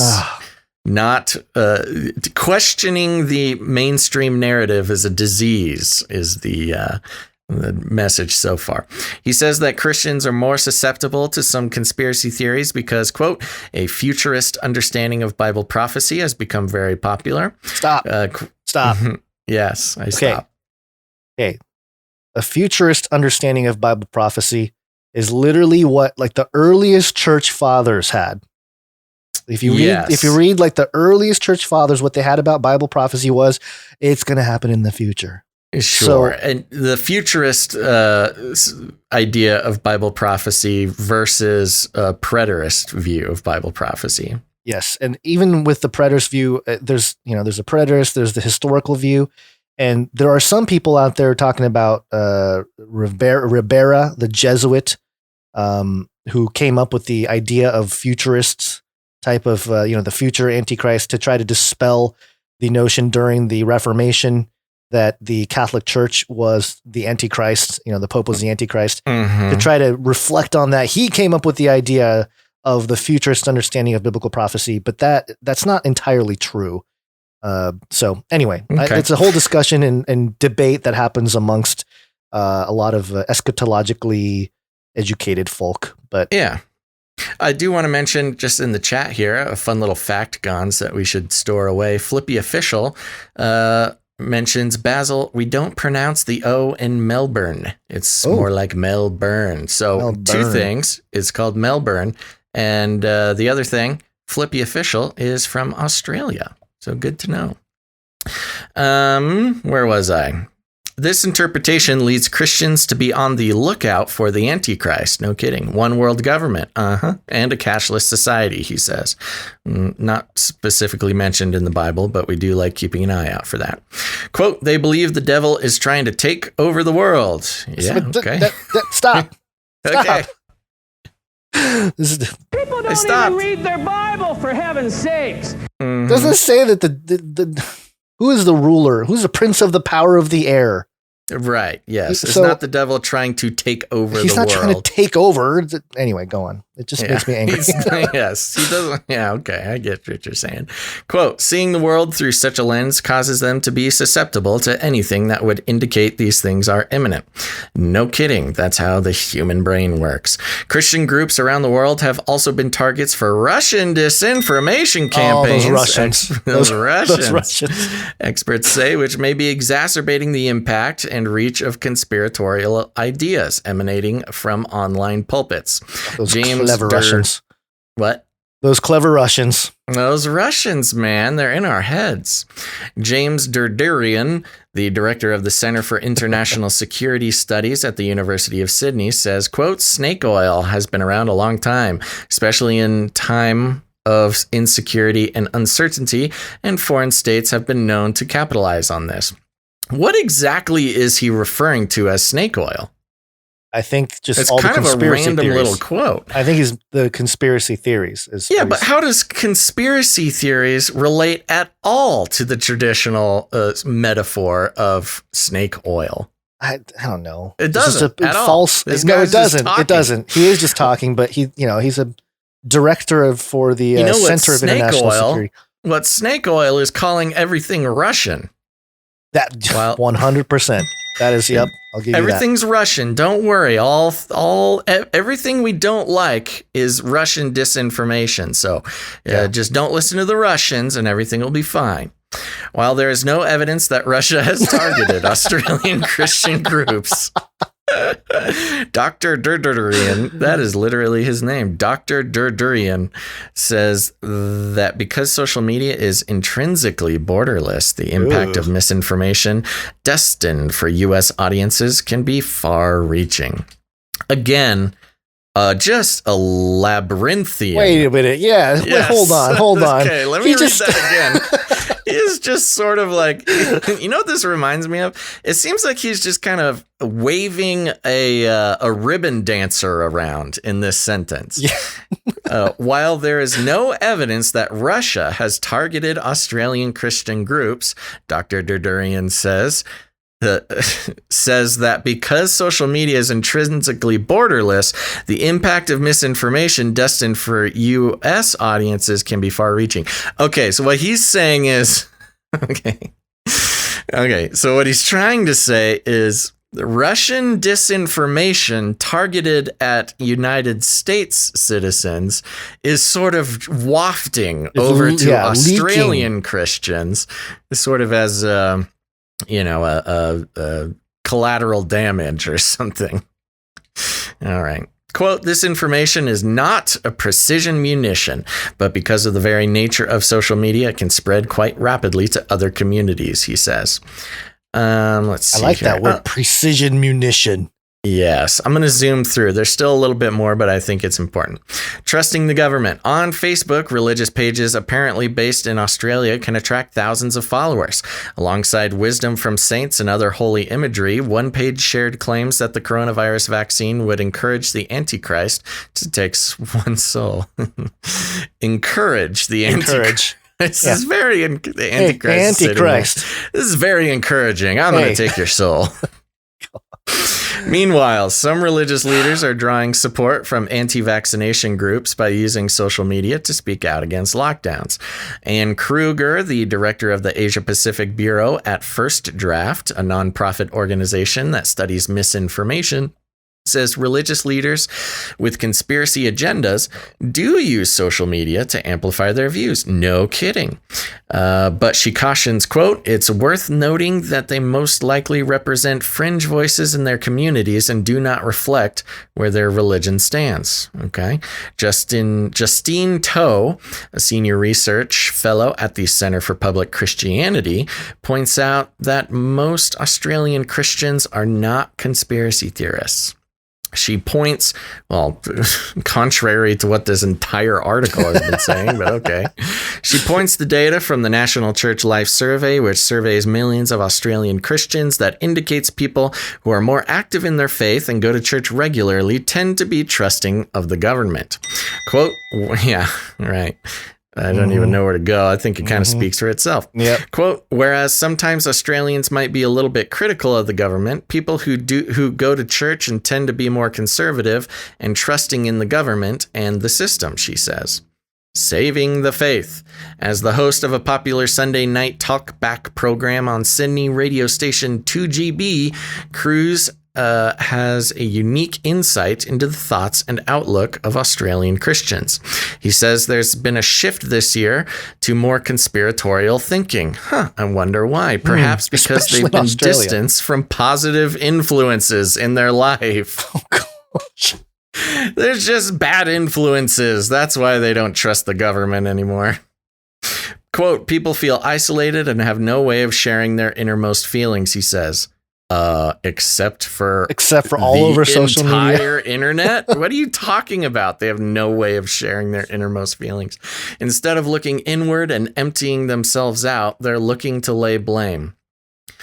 Dude, I don't even know what this guy's saying anymore. This guy is making, it doesn't make any sense. It's almost like he was tasked to write like, hey, just, you got to bash the conspiracy theorist Christians. Just here, write something. Instead of looking inwards and emptying themselves out, like we usually do, they're looking to lay blame, which we've never done. What the heck are you saying, Cruz? Pastor Buckingham says Christian leaders should be reaching out to those who might be susceptible and trying to help them navigate misinformation. I think we all should do that. There's a lot of important reasons we should all be reaching out and helping people navigate misinformation. Quote, ask questions, stay in touch with people so they don't isolate themselves. Okay, wasn't it the government that told everybody to isolate and stayed locked down? What are you talking about? You want them to isolate? You don't want them to isolate. Make up your mind. Ask questions, stay in touch with people so they don't isolate themselves, and try to talk about other things to bring them out of their tunnel vision, he says. That I can agree with. We do need to keep not get too focused on the bad stuff, but his regular blog posts, which attract thousands of readers from with Christian communities, have been part of his response. He's also using the Bible to actively decry ideas like QAnon. For example, he points to Ephesians 4:25, quote, so stop telling lies. Let us tell our neighbors the truth. Okay. For Cruz, it's important that churches give people the same sense of belonging they are finding in the murky forums of the internet. Quote, the church has a responsibility to squash itself down so it ceases being obsessed with power and control and money and gets back to being with the people. The church has a responsibility to squash itself down so it ceases being obsessed with power, control, and money and gets back to being with the people. Well, there's something I think we can all agree on. So I'm not sure what that has to do with conspiracy theories. Well, that's what I'm saying. Like, what is this? Okay, so my brain is like melting. Follow this guy. Yeah, because he's saying, the whole article is saying all these the conspiracy theorists and Australian Christians has risen tremendously. It's a problem. And then they get an expert that says, actually, most Christians are not conspiracy theorists in Australia. Not. It's really not that big a deal. And then this guy's like, what the church needs to do is stop focusing on power, control, and money and get back with the people. Universally agreeable statement. That has nothing to do with conspiracy theories. Okay. The whole thing ends with, it's all about people communicating with each other. You are correct on that point. My God. Not like this article, which communicates complete nonsense and confuses people like us that are trying to deconstruct what the heck you're talking about. I mean, this is like, honestly, Joey Watson. Come on, buddy. You can do better. I know you can do better. I'm not bashing him. I'm saying you can do better. Yeah, I think he was just tasked with an end result, and see the he problem just had to write with an article. And this is what we always point out. The problem with articles like this is they're so obviously written by somebody who has had no experience, A, in the church, and B, conspiracy world. I wouldn't even call it conspiracy world, just non-mainstream thinking. Yeah, non-mainstream thinking. And it's a totally, what it does, they always inaccurately portray the people they're trying to explain. They embarrass themselves by inaccurately portraying different conspiracy theories. And then they just sort of jumble together. They always find someone like a pastor or a this or a that, someone in authority, and just pull a bunch of random quotes that don't connect. It's like they did an interview with this pastor about something else and just pulled a bunch of quotes from it. Hey, you want to say something about conspiracy theories? Because got to write a paper on it. And no, I don't. But I do want to tell you that the church should squash itself down and stop thinking about money and power. And okay, sure, I can shoehorn that comment in somewhere in this article. Okay. So anyway, that's what I got. To our friends down under, keep the faith. Yeah, keep the faith. And yeah, all right. Okay, well, I think that does it for the first half. Should we take a quick little break? Do. Yes. It's break time. Come on, take a break. Okie dokie, folks. We're going to take a really quick break, but don't go anywhere because after the break, big news about the Pope. You may have seen it. Pope. Yeah, but we're going to be talking about the Pope and his post-Christmas plans, which shocked me, and I thought it was fake at first, but there's some credible stuff to look at. Yeah, mostly just Pope, Space Pope Reptilian, all sorts of stuff. Little pandemic special stuff. Yes, a little bit of pandemic special and relatively Pope related. So yeah, mostly We'll get to that. So don't go anywhere, but real quick, we are going to, start out by thanking some of our producers for today's show, which is episode 280 of Canary Cry News Talk. And just double checking this. Yep. Okay. And yeah, that's right. I said producers. That's because we are on the value for value model, folks. And what does that mean? Well, you'll notice that you did not have to skip through 4 ads at the beginning of this show because we have thrown off the shackles of advertising as a monetization strategy.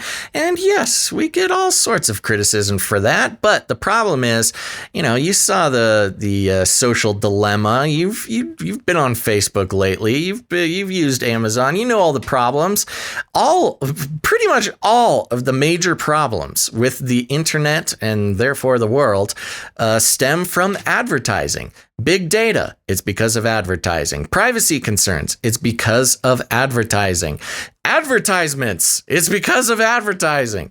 Yeah. Really, the advertising industry has sabotaged the beautiful thing we like to we like to call the internet. Well, one of the things, before you go on, just real quick, I did have a couple clips here. Yes, I want to hear them. Yeah, from the Ben Shapiro show.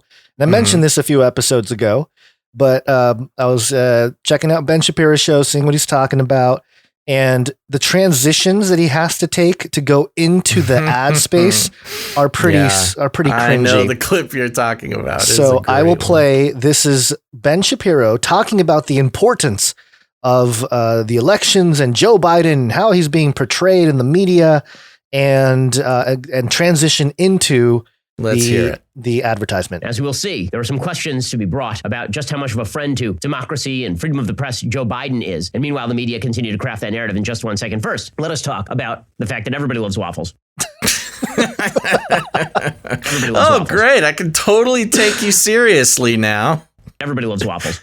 That's not sped up, folks. That is real time. I can't even talk that. Everybody loves waffles. Fast talkers himself. Everybody loves waffles. Everybody loves waffles. I can't even do that. That's what I'm saying. Everybody loves waffles. Everybody loves waffles. Oh my God, that's talent. What a talented guy. Yep.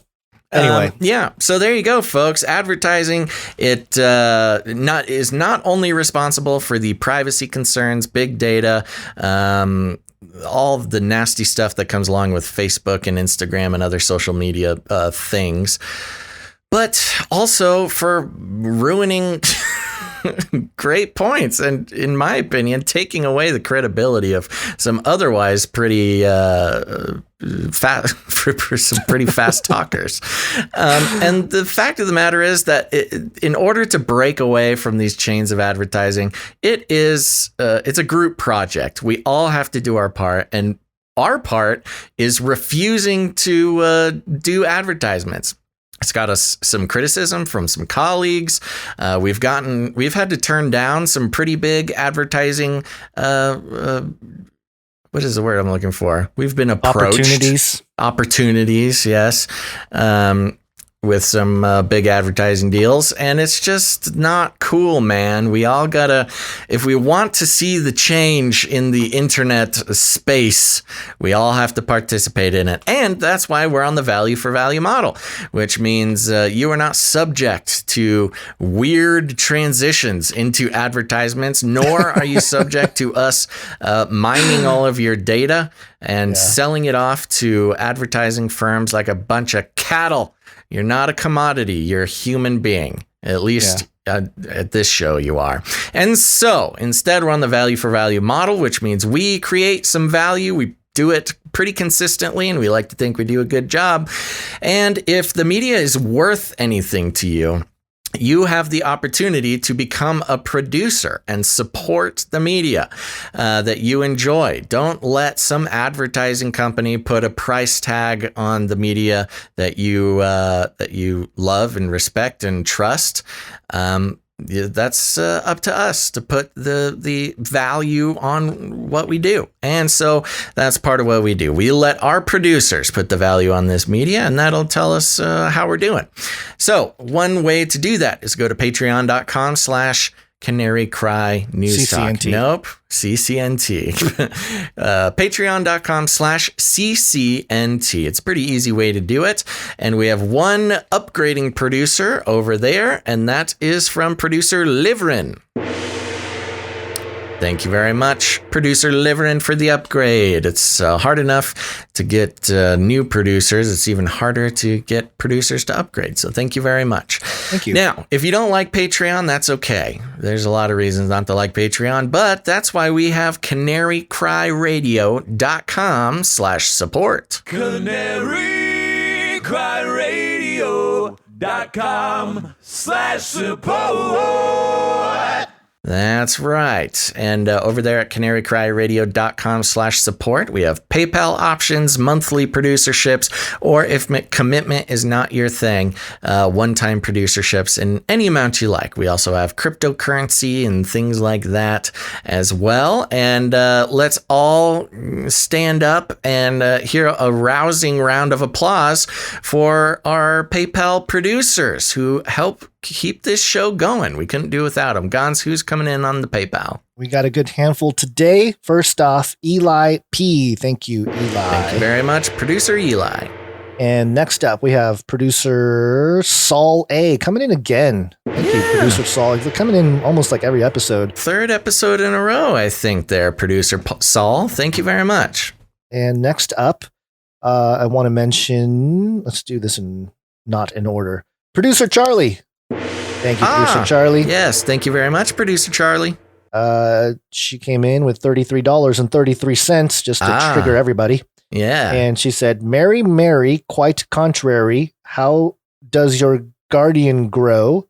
Happy, happy, make it snappy, don't eat yellow snow. Happy whatnot, you one-horse ponies. That'll make sense in a moment. One-horse ponies. That will make sense in just a moment as we Producer Charlie, thank you. Play a clip from something. But yes, thank you, Producer Charlie, for that. Did I give her a gong? A gong? Give her another gong. I'll give her another one here. Also, producer William Steele.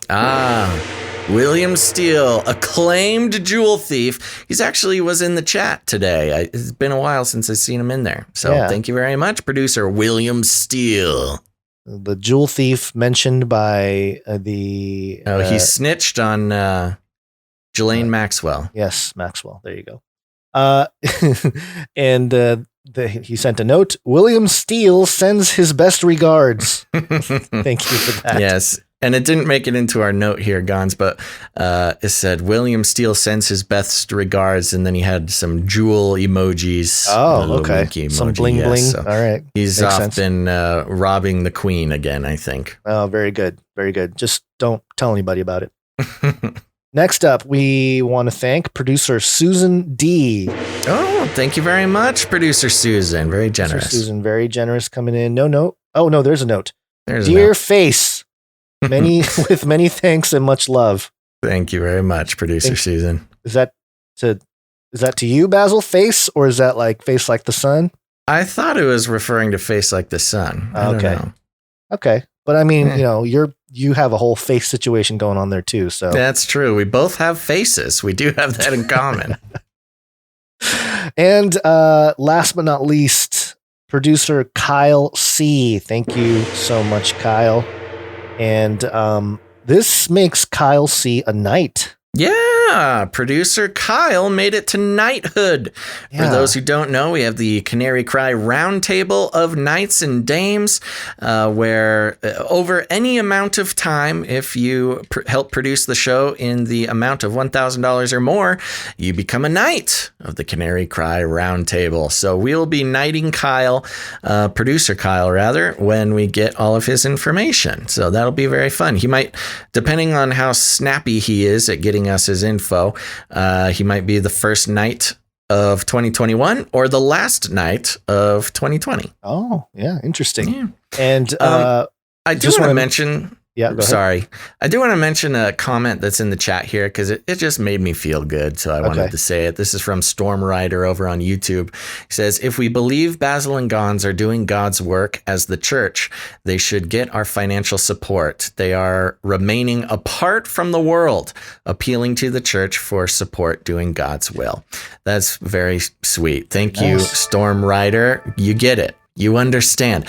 And that's also, we agree. I mean, it's always kind of weird, especially part of the reason why content producers love advertising is they don't have to ask for money, which is an uncomfortable thing. You know, it kind of takes away the responsibility to ask for support and takes away the responsibility of listeners to support something.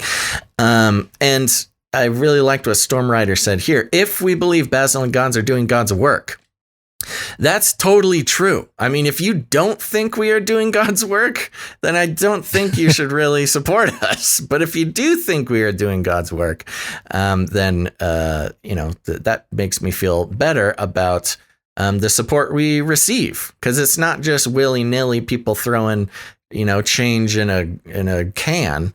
What it is they're supporting, what God is doing through us, hopefully. Amen. So we don't have to do this. Everybody loves waffles. Although I will say this, I think I love the value for value model. It's the right thing for us to do. But if we were advertising, I think I would have a lot of fun reading those ad reads. I'm sure. I could see me going from, oh my gosh, and that's why, Biden is going to war with China, and we knew it all along. Speaking of which, everybody loves waffles. Let me... what's really funny is the comedian Bill Burr, for people, the older people, that because he's got a potty mouth. But if you look on YouTube, there's clips of him doing reads where he lost the sponsor because he was he would be reading this on a podcast or something. On his own podcast. He's reading these ads, and he just bashes on the company. Doesn't even you can tell he doesn't believe in the product or whatever. Right. He goes after him. It's pretty funny. There's some funny stuff in there. Yeah, it's fun. But I wanted to mention producer Kyle. He had been giving incrementally like $5 at a time from the beginning of the year. And so thank you so much, producer Kyle, for your consistency, along with all the other producers who have been consistent with the monthly support. And but this knighthood thing, just he went in big for Christmas, and he crossed the line. Thank you very much, producer Kyle. Very meaningful. Yeah. So thank you to all the producers from the producers that provide their treasure. We also have producers that help produce the show in other ways with your time and talent. And first up, we want to thank producer Charlie, Epony Blaze. She actually sent in a picture to go along with it here. Let me pull it up real quick. And this is from the speech we covered earlier in the episode. And I'm going to go ahead and she isolated the end of the Biden speech, where Biden's walking off the stage. I'm just going to go ahead and pull it up here. Okay. And he says something very interesting, which will make sense of the note we got from producer Charlie as well. So he's finishing up his talk. It's kind of hard to hear exactly, but you'll get the gist here. Can you hear that, Basil? Is it too quiet? Barely. Yes. God love you, man. You're a one-horse pony. I tell you. Thank you. Yes. God loves you, man. You're a one-horse pony. Totally on its own, making it. So basically what happened was Biden was asked about Hunter's situation there on his way out. Like, he was walking off the stage, and and so Biden had to respond, and his response was, "Hey man, you're a one-horse pony." Do I have it here? I think I have it. God love you, man. You're a one-horse pony. A little low on volume, but yeah, man, that'd be nice to get a really clean ISO of that. Yeah, I might have to work on that just to have. Was he trying to say you're a one-trick pony? I think he was trying to say one-trick pony. Hunter, you only talk about Hunter. Yeah, one-trick pony, but he's you're a one-horse pony. You're a one-horse pony, dog-faced pony horse soldier. Oh man, yes. Everybody loves waffles. Yeah, everyone loves waffles. And yes, the edits are very subtle on the artwork of Joe Biden here. This is Joe Biden from his Delaware speech, and there's a quote: "God love you, man. You're a one-horse pony." Very, very subtly. Guns. It did. I didn't see it. There's a couple things. One, there's like is that Baphomet horns in the logo instead of the eagle, and instead of Office of the President Elect, it says Office of the President Select. Ooh, very, very subtle. Very subtle. Good job on that one. So thank you, producer Charlie Epony Blaze. Next up, we have our prolific artist, producer Charlie. And she sent in Allie. I'm sorry, Allie, Charlie. I'm getting all mixed up. Producer Allie, coming in with a drawing of Basil looking swole. This is great, man. Our artists make me feel so good about myself. This is referring to a reference I made, or a quote from last episode. I'm getting swole, but I still have that layer of pizza wrapped around my body, referring to my fitness goals for 2020. And she's got me there. Look at those arms, Guns. Aren't you jealous? I'm holding two platters of water jugs above my head, again referring to my retail trickery when I was able to buy all these water products from my grocery store that wanted to limit me to 2 bottles of water, but I got them. And then wrapped around my middle there is just a giant slice of pizza, which is how I feel, and I think it's a pretty good look. Yeah, this is like easy fodder for the Pizzagate conspirators to really come after you. Yeah, that's okay. I got. I eat so much actual Italian pizza. That it's just become a part of me now. Yeah, you are what you eat. Ooh, like waffles. Wow, it's like everybody loves waffles. Everyone loves waffles. Okay, so thank you. Thank you very much, producer Ali. Gasoline Bonds in the chat there. Yes, and next up we have producer Josiah, who came in with, we had talked about creating our own, what was it? Not the World Economic Forum, our own like Bilderberg group type thing. What was it? Yes, I was trying to remember. I made a big deal about it during the show. I think the actual thing was Earth Legislative Coalition was our club we were going to start, and just it had such a fancy name that people were going to start listening to us. I think Josiah has a different acronym here, but that's okay. You know, we're just kind of workshopping it. And I was describing our logo, where we would have an Ouroboros type of brontosaurus creature surrounding a hollow earth. He's got WLOC, which I'm going to guess means World Legislative Orthopedic Coalition. Office of Canarians. Oh, that might be it. Yeah, you might need to send us that acronym, Josiah. But you sent us in a couple versions of this. This is good. We're workshopping it. We got one with the Ouroboros and then the hollow earth. It looks kind of like a light bulb.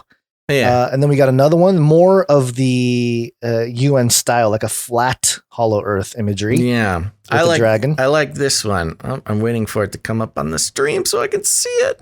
Is this the one in color? Ah, yes, there it is. Yes, it's got the classic diagram of the hollow earth. You're talking about this one. You're talking about the Agartha? The Agartha map? Yes. Okay. Yes. Yeah. Yeah, but very good. Thank you, producer Josiah. We are on our way to starting our own World Economic Forum type club, where if we just keep posting crazy stuff on the internet, eventually people will start listening to us.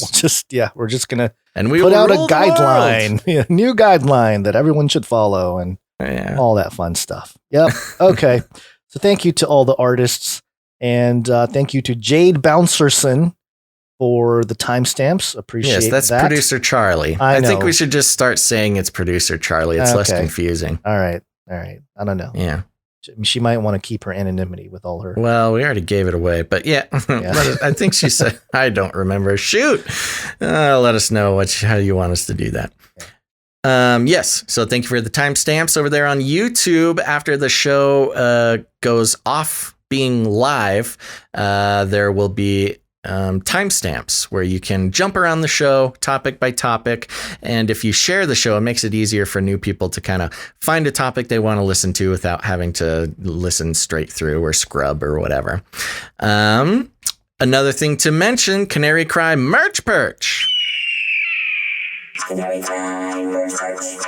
That's right. Canary Cry Merch Perch, a producer run. Gons and I don't run it. It's a producer Dust runs it. Thank you very much. It's the place to get all your Canary Cry merch. There's hats, shirts, bags, mugs, all the good stuff you want. A lot of it has producer created art on it, which is so wonderful.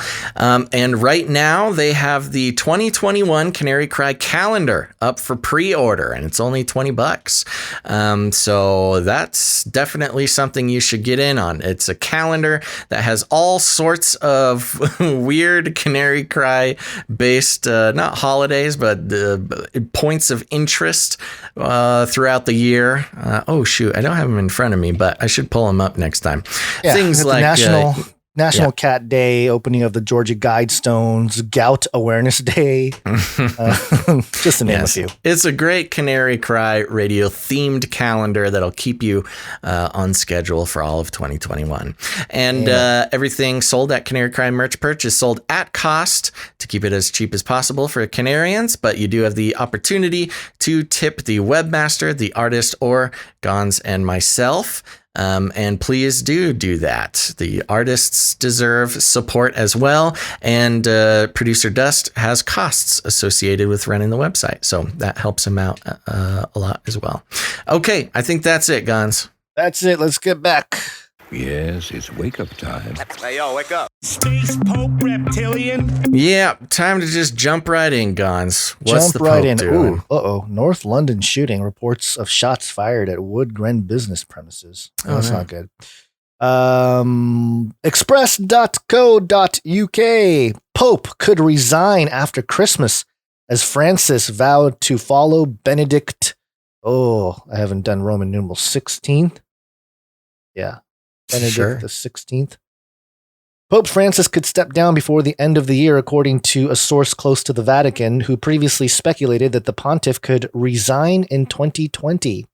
The 83-year-old became head of the Catholic Church following the resignation of Pope Benedict the 16th, a controversial move and the first of its kind in more than 500 years. I feel like I'm doing that wrong. XV1. XV1 is 16. Okay, that's what I thought. All right, I'm good. Yeah. However, a source close to Pope Francis claimed he would only serve for 7 years, stating he would follow in the footsteps of his predecessor. Austin Ivere is the former director for public affairs of the previous Archbishop of Westminster, Cardinal Cormac Murphy O'Connor, and continues to work closely with the Vatican. He said in 2015, quote, "He made clear from the beginning that he regarded Pope Benedict's act as a prophetic act of great modesty, and he would have absolutely no problem in doing the same." Continued quote, "What was interesting was he said to Mexican television in 2014 that he believed that he would have a short papacy of about 5 years. What I'm hearing now from people close to him is that he's going to need 7 years to achieve his 5-year plan, and that, of course, would mean staying on until 2020. Speaking in a lengthy television interview with the Mexican program Noticieros Televisa, the pontiff responded to a question from journalist Valentina Alazraki about the length of his papacy. He said, quote, "I have the feeling that my pontificate will be brief. 4 or 5 years, I don't know, or 2, 3. Well, 2 have already passed." Okay. Well, just 2, 5, 4, whatever. Whatever they tell me. It's like a little vague feeling, but I have the feeling that the Lord puts me here for a brief thing and not more. Continuing on the theme, Miss Alazraki asked the Pope, then 79, about the idea of resigning at 80. He responded, quote, "I believe that the papacy has something of a last instance. It is a special grace. I am not of the idea of putting an age on it, but I am of the idea of what Benedict did. If the comments are anything to go by, then the Pope will retire in the next 2 weeks, but he is committed to several events for the next few days during one of the most important periods of the Christian calendar, Christmas, as billions celebrate the birth of Jesus Christ," with their creepy nativity scene there with Darth Vader. "Francis will mark the occasion with the Vatican's traditional midnight mass on Christmas Eve, but will begin the liturgy at 7:39 p.m. local time so that the few people invited to attend can get home in time to observe Italy's 10 p.m. curfew. And the Pope's Christmas blessing, Urbi et Orbi, to the city and the world will be given as usual at noon on Christmas Day from the balcony of St. Peter's Basilica. Therefore, he would be left with a window of less than a week if Mr. Ivore's predictions from 2015 is anything to go by. In their announcement of this, of his festive plans, the Pope's next event does not fall until December 31st, 2020, which is an address from the St. Peter's Basilica to thank God for the past year. Oh, geez, that's going to be a good one. However, the writer also said the Pope's comments should not be taken as fact. He added in 2015, quote, "He knows he's in the hands of God, and so none of this is predictable. You can look at it 2 ways. I mean, politically, you could say it is quite clever because he is also signaling to those people who do want to see a change in the church that there isn't much time. He's putting salt on the tail of everyone saying, we need to get this done, so I think you can take his plan both ways. Some of his opponents are waiting for him to go, and they will be encouraged by this. At the age of 79, we are talking here about him stepping down in his 80s in the year 2020. There aren't many men, frankly, who are capable physically, let alone mentally, of leading a massive institution with all the demands that the papacy brings. Speaking to express.co.uk recently, Mr. Ivory said a lot had changed since his comments 5 years ago. He added, quote, Pope Francis no longer speaks to his papacy as a short papacy, and 7.5 years on from his election, it is clear he is staying on. This is a pope in full flow with a reform program that is being implemented with vigor. Next year, 2021, he will publish his new redesign of the Vatican and replace a large number of key appointees. He will also be visiting Iraq in March. In many ways, the COVID crisis has breathed new life into this pontificate. He has a clear mission now to lead humanity through this dark night into a bright future. Ooh. So this all came from a guy talking in 2015. Yep. This isn't even a recent. No, his recent comments seem to suggest that he's not stepping down. Yeah, I was going to say, that's interesting because I didn't catch that at first, that he was talking about that this all came from a 2015 thing. That's interesting because what a weird time to announce it. Like, if it's been around since 2015 and you just announce it 2 weeks before the year is over, well, a week now.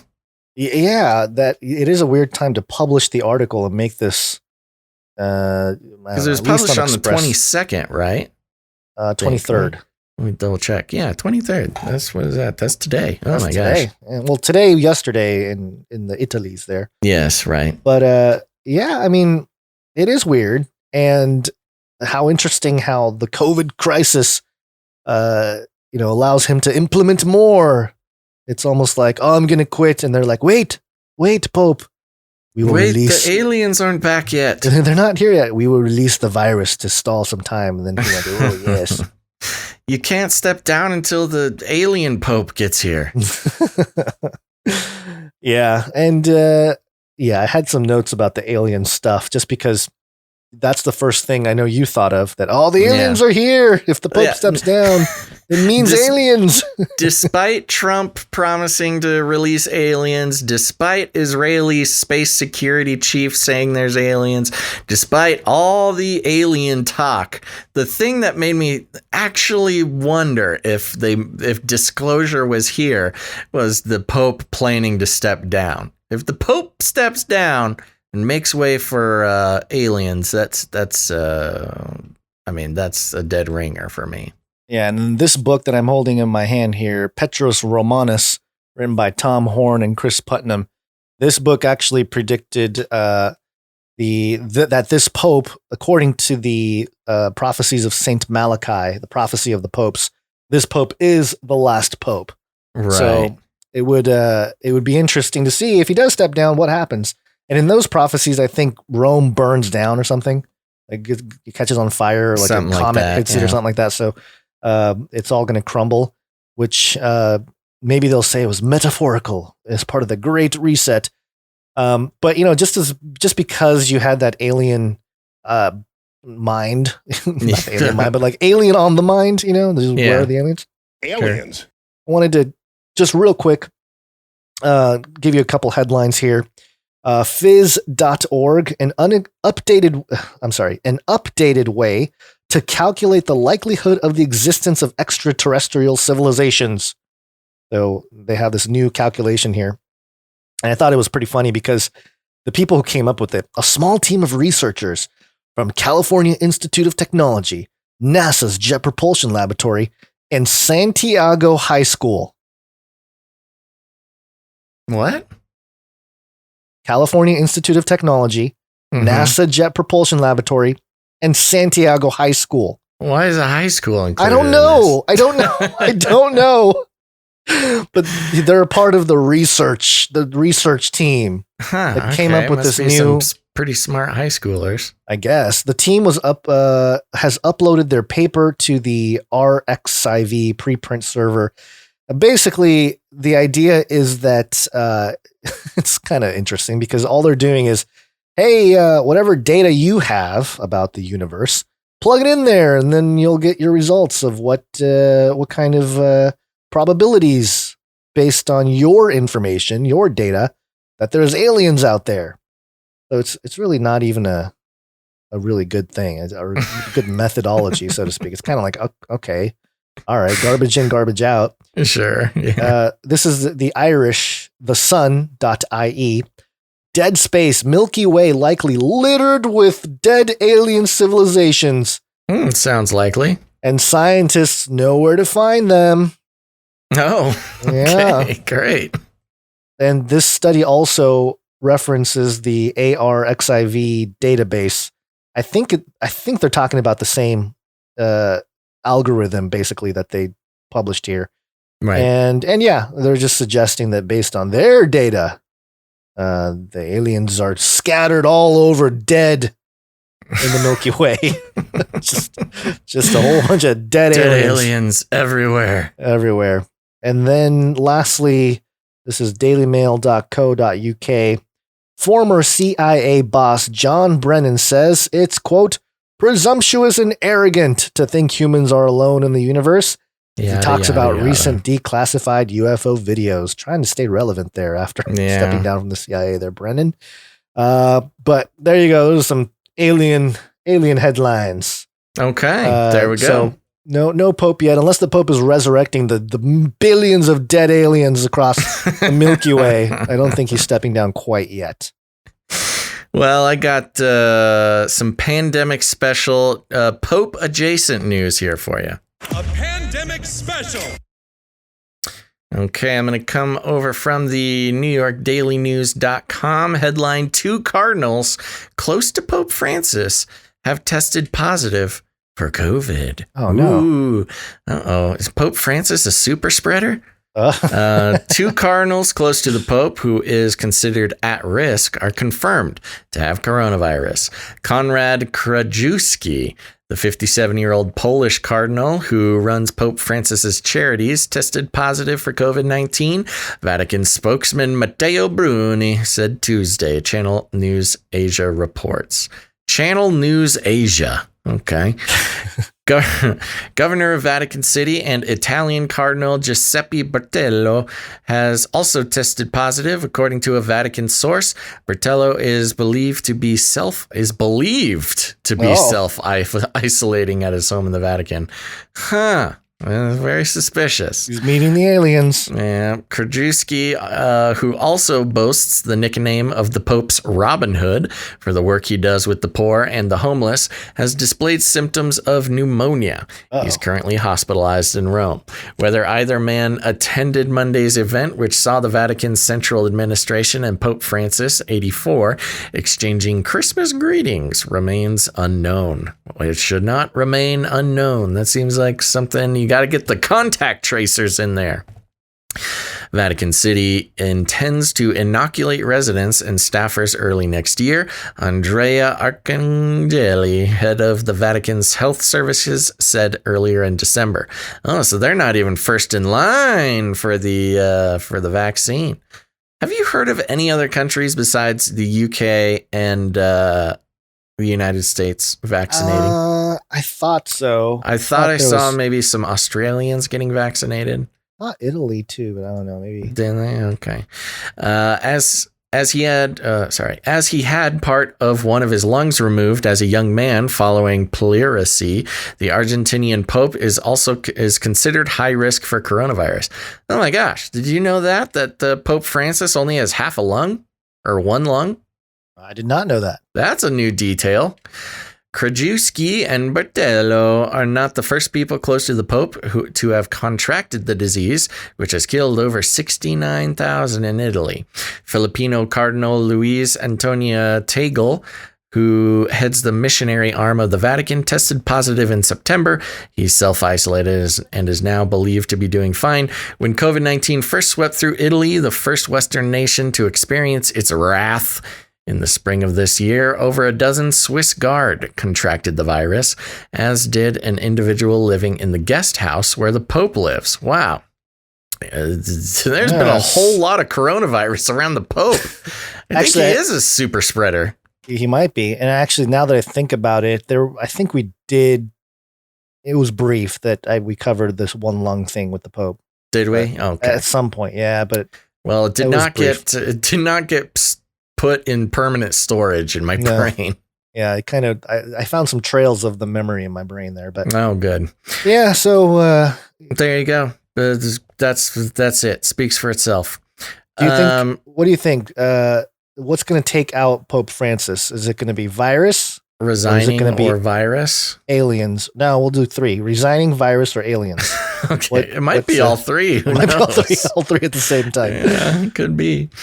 Okay, another little update here from the lastamericanvagabond.com. Yeah. Let me do this one because I had some highlights here. Okay. But this is the Last American Vagabond, another flawed data model from Imperial College to blame for latest UK lockdown. And so basically we heard about the mutation in the UK, right? Right. Well, this article outlines the problems with that whole concept. I got some stuff highlighted here to get through it quickly because it's kind of a long article. Okay. It says here, according to the BBC, Johnson, it's UK Prime Minister Boris Johnson, Johnson's assertion that a new variant, quote, may be up to 70% more transmissible was based on the information discussed the day prior by the UK government's new and emerging respiratory virus threats advisory group, or NERVTAG. They're called NERVTAG. NERVTAG. Cool. Yet, as the BBC notes, this figure apparently comes from a single source, a 10-minute presentation delivered by Dr. Eric Volz of Imperial College given last Friday, the same day as the NERVTAG meeting. Volz, a close colleague of the discredited Neil Ferguson, delivered the presentation to COVID-19 Genomics UK, or COG UK, a research consortium largely funded by the UK government and the Wellcome Trust, and in particular, the Wellcome Sanger Institute. I wonder if that has to do with Margaret Sanger there. The Wellcome Sanger Institute recently came under fire for, quote, misusing the DNA of Africans to develop a, quote, gene chip without proper legal agreements. Whoa, what? And an upcoming Unlimited Hangout report. This is the Unlimited Hangout show. Will detail the ties of the Wellcome Trust to the UK eugenics movement, the Bill and Melinda Gates Foundation, and the Oxford AstraZeneca COVID-19 vaccine. And let me go on here. Volz repeatedly downplays the quality of COG UK's sampling and, by extension, the validity of the model used to justify the 70% figure, raising obvious questions as to why Boris Johnson would cite the figure so prominently and use it to justify draconian lockdown measures during the holiday season, as well as the arbitrary creation of a new, more extreme lockdown tier. So, yeah, this guy Volz, basically the source of all of this mutation talk, is the guy himself says, like, and you know, the article goes on to document all this, but he goes on to say, like, yeah, the data is not really clean. It could be a problem. Is this a computer model? Is this an AI model? No, I think it's like, well, it could be, but I think they have the strand of the virus. And so maybe it is a computer model. I don't know. It talks about it here. Let me see. It says here, after noting the limited nature of the data set of N501Y, which is the name of the virus there, Volz, or the strain, Volz stated that, quote, the growth in cases for the new strain does appear to be larger. He then quickly adds the caveat that, quote, trends you see early on don't always pan out. You need to let more data accumulate. Volz then goes on to compare the transmissibility of A222V and N501Y regarding the model used to determine A222V's transmissibility. Volz states that, quote, model fit is not particularly good, given that, quote, there are lots of outliers early on and there are lots of outliers quite late. He concludes that, quote, we wouldn't expect that a logistical growth model is necessarily appropriate in this case. However, he uses this, quote, not necessarily appropriate model of a poor fit to compare to the new strain.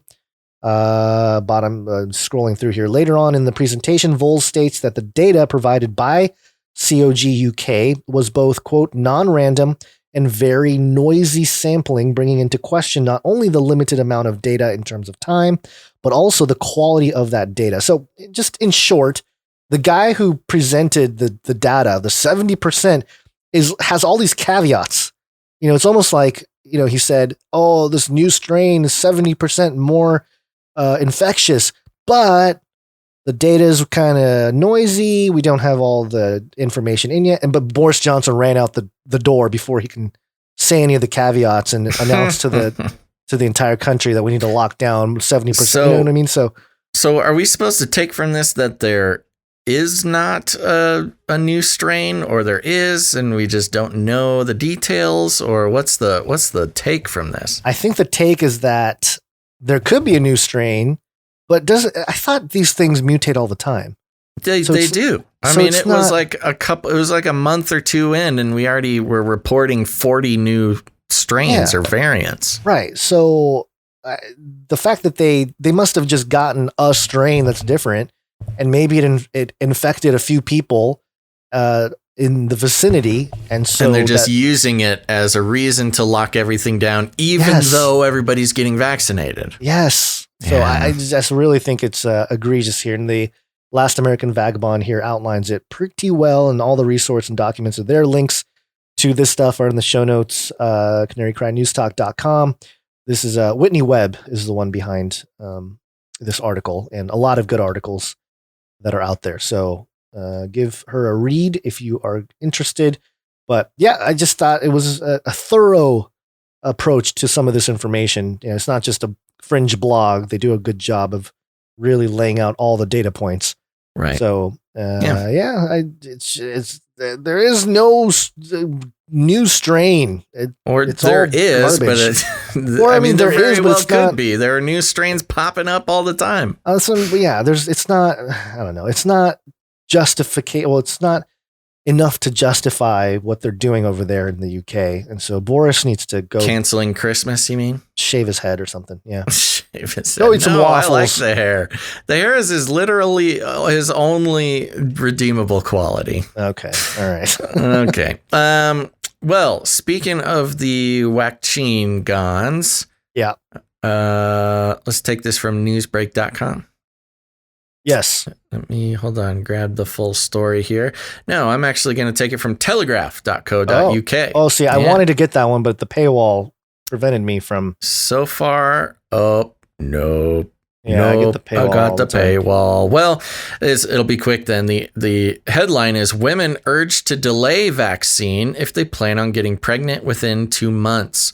We went through a whole big thing with pregnant women getting the vaccine recently, and we pretty much landed that if you're getting the vaccine and you're pregnant, you are the guinea pigs. You are volunteering your child to take an untested vaccine as far as pregnant women are concerned.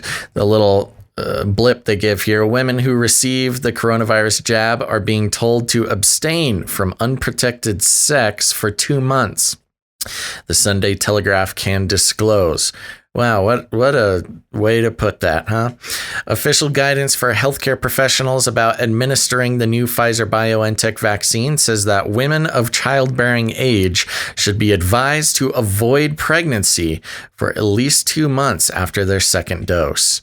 Okay, well, if you want to really know why you shouldn't get the vaccine 2 months or so before getting pregnant, you're going to have to go through the paywall. What a delusionally sick situation to be in.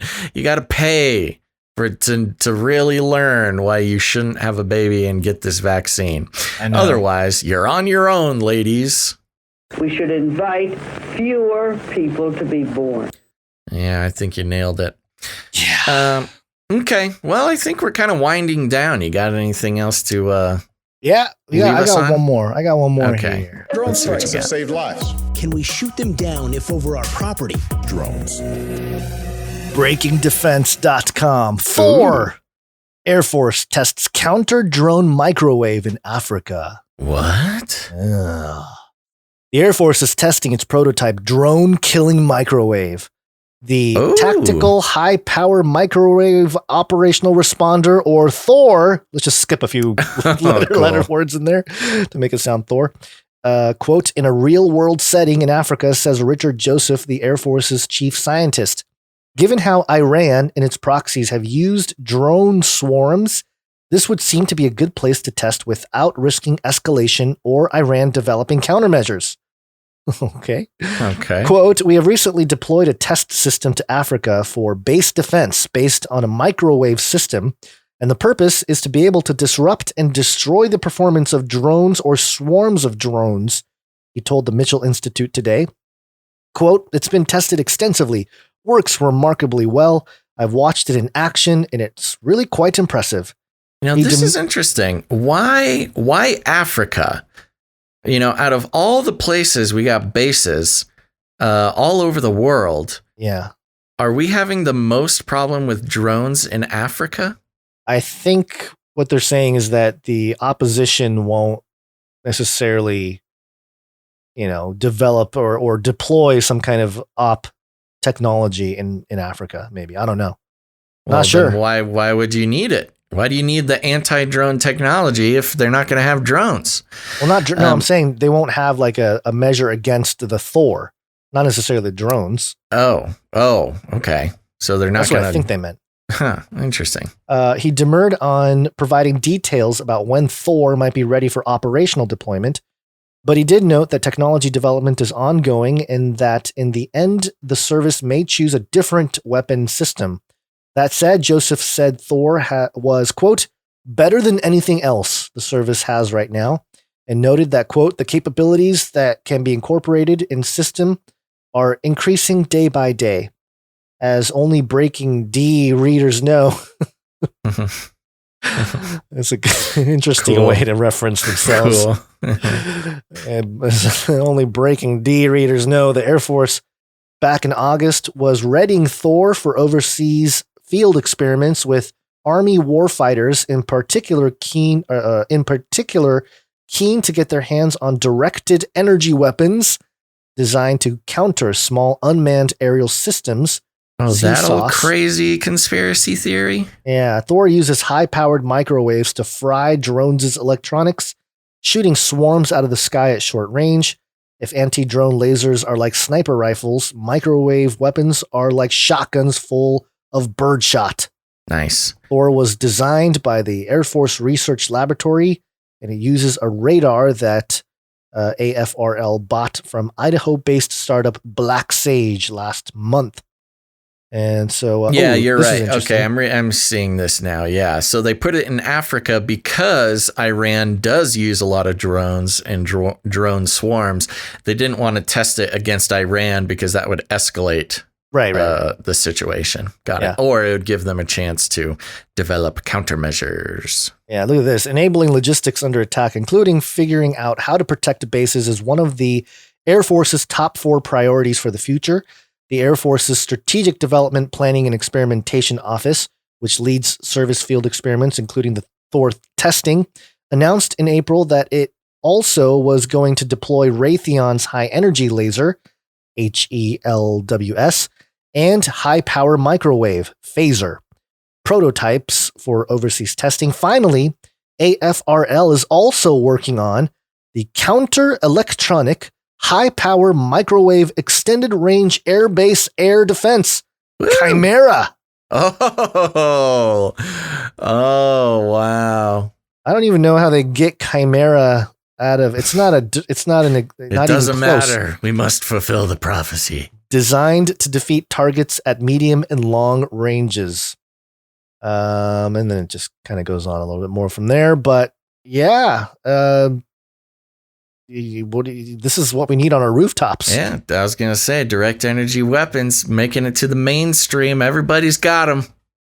You know, this makes me think that the Star Wars future is not going to really work because all those droids and robots, they're just going to melt. They're going to have it's so easy to scramble electronics like that. You know, it makes me wonder if these microwave weapons would be successful against guided missiles. It might be too fast, you know. Yeah, it's it could be. Unless you charge and it would just up, scramble them, and you still have a missile flying through the air. Yeah, and just you would have to charge up an entire region or something. Yeah, and still you would have fry the citizens, fry everybody near them. Don't well, worry, we're 5G protecting is gonna be you. fine, everybody. We're protecting Don't you. Panic. Don't worry, we're all just dousing you with microwave radiation, but it's to protect you. Yeah, that sounds good. Sounds about right.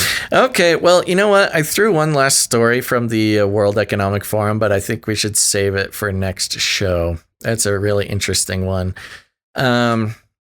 Okay, are we landing this plane? What do you think? Let's do it. Yep. Okay. All right, everybody. Thanks for listening to this episode of Canary Cry News Talk. That's right. You made it back. And so did we. And we're just a couple days before Christmas. So for those who celebrate that, have a wonderful Christmas. For those who don't, have a wonderful Friday.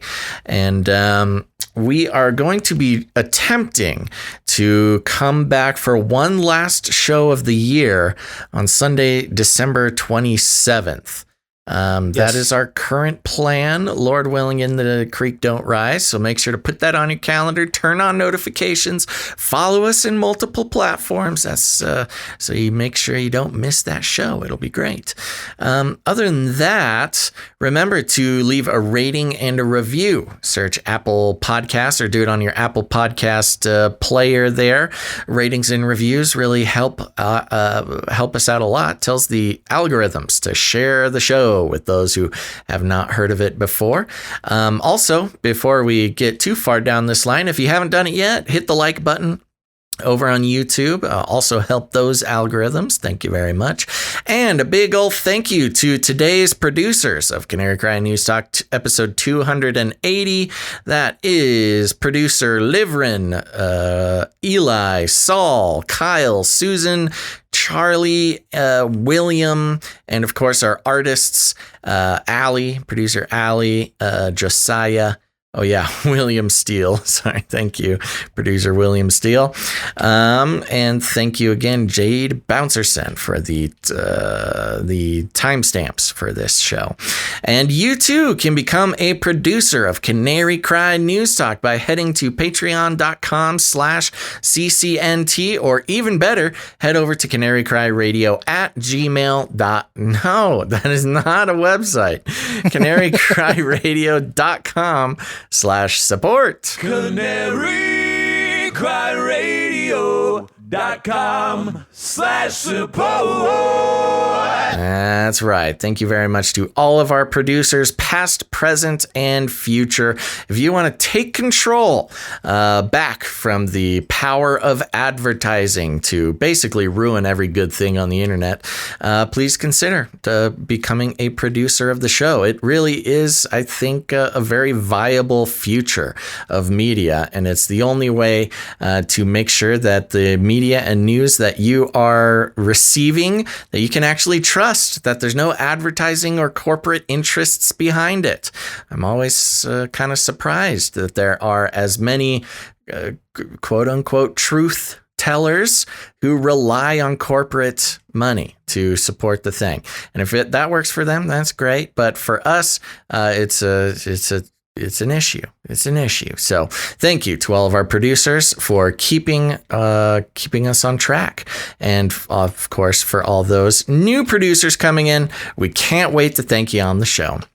Now, you can also help out the show with your art, create jingles, show related, please. Send that to canarycryradio@gmail.com.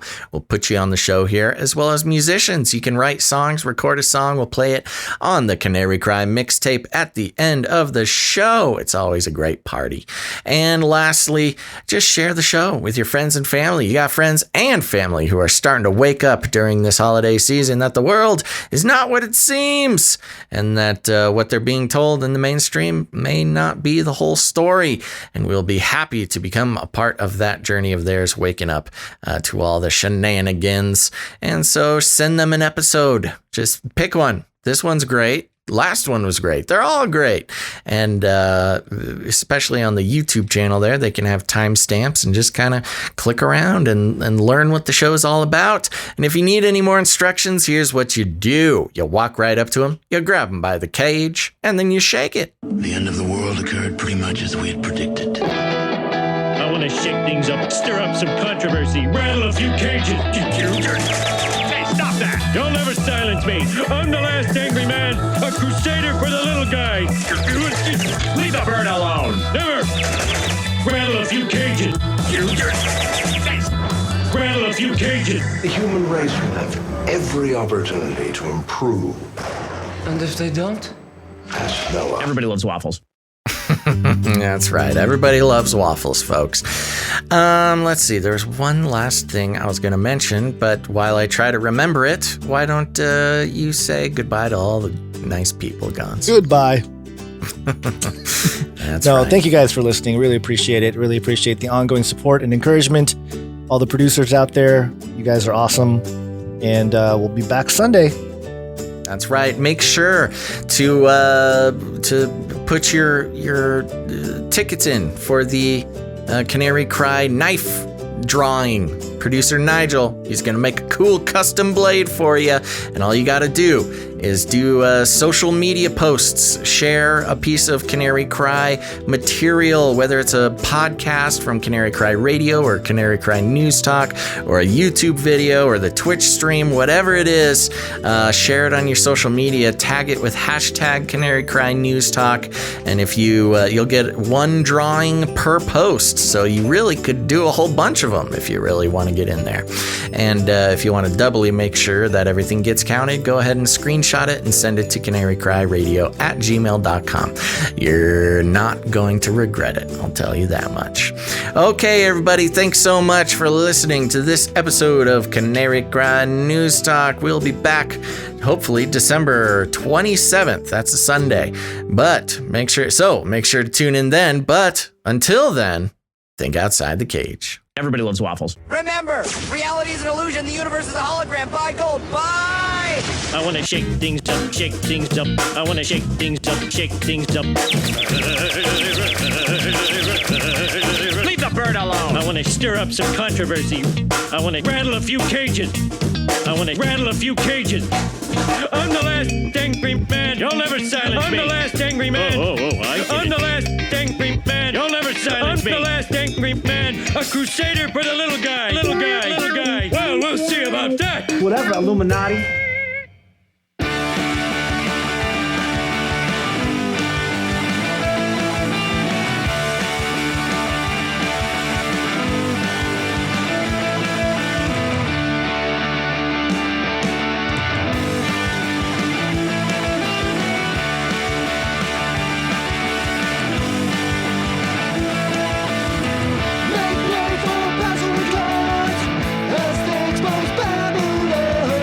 This is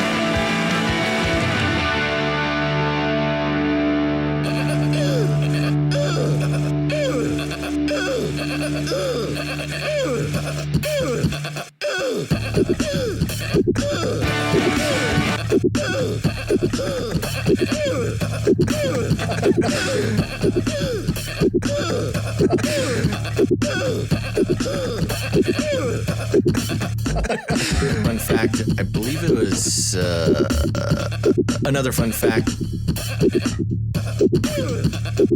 Fun fact. Another fun fact. Brings me back to my Screamo days.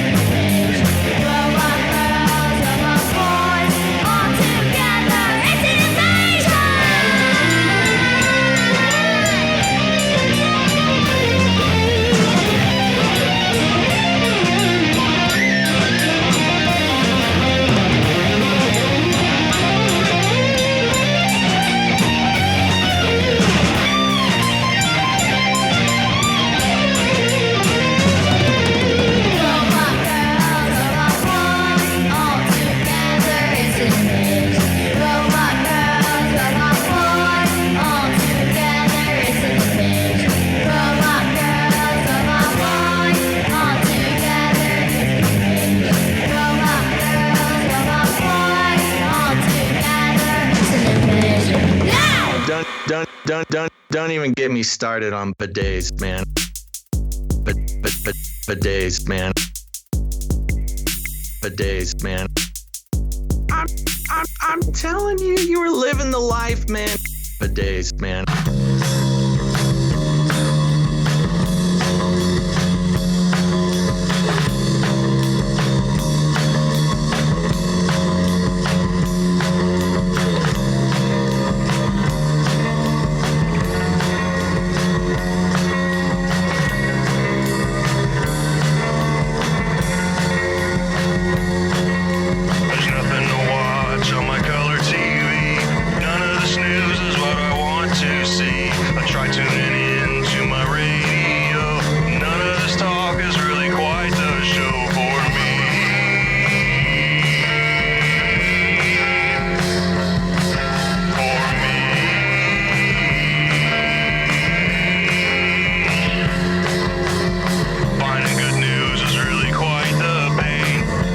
Something I ain't got all day. Get on my YouTube, debates like the sun. See what's new, demonetization. Know what's this? To my surprise, I spot a big pair of googly eyes. Click on the video and turn up the sound. What is this gem that I have found? Canary, cry radio, canary.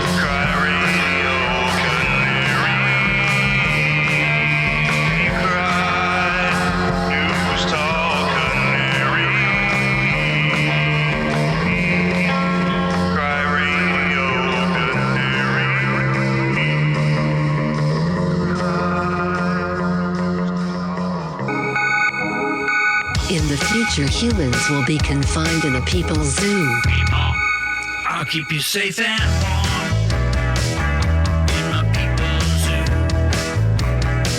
I'll keep you safe and warm now in my people's zoo. You, yeah, you in my people's zoo. I'll keep the cameras on.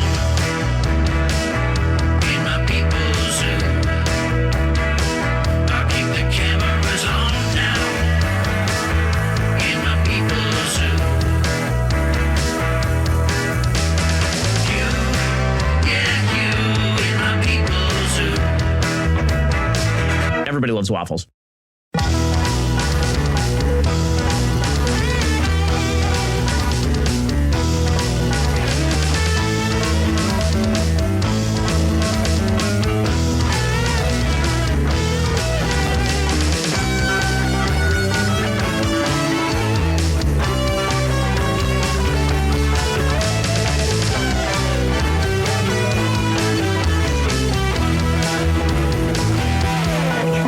I'll make you fat and sassy in my people's zoo. I'll make you fat and sassy in my people's zoo. You, yeah, you, yeah, you, in my people's zoo. Look it up. It will kill. Everybody loves waffles.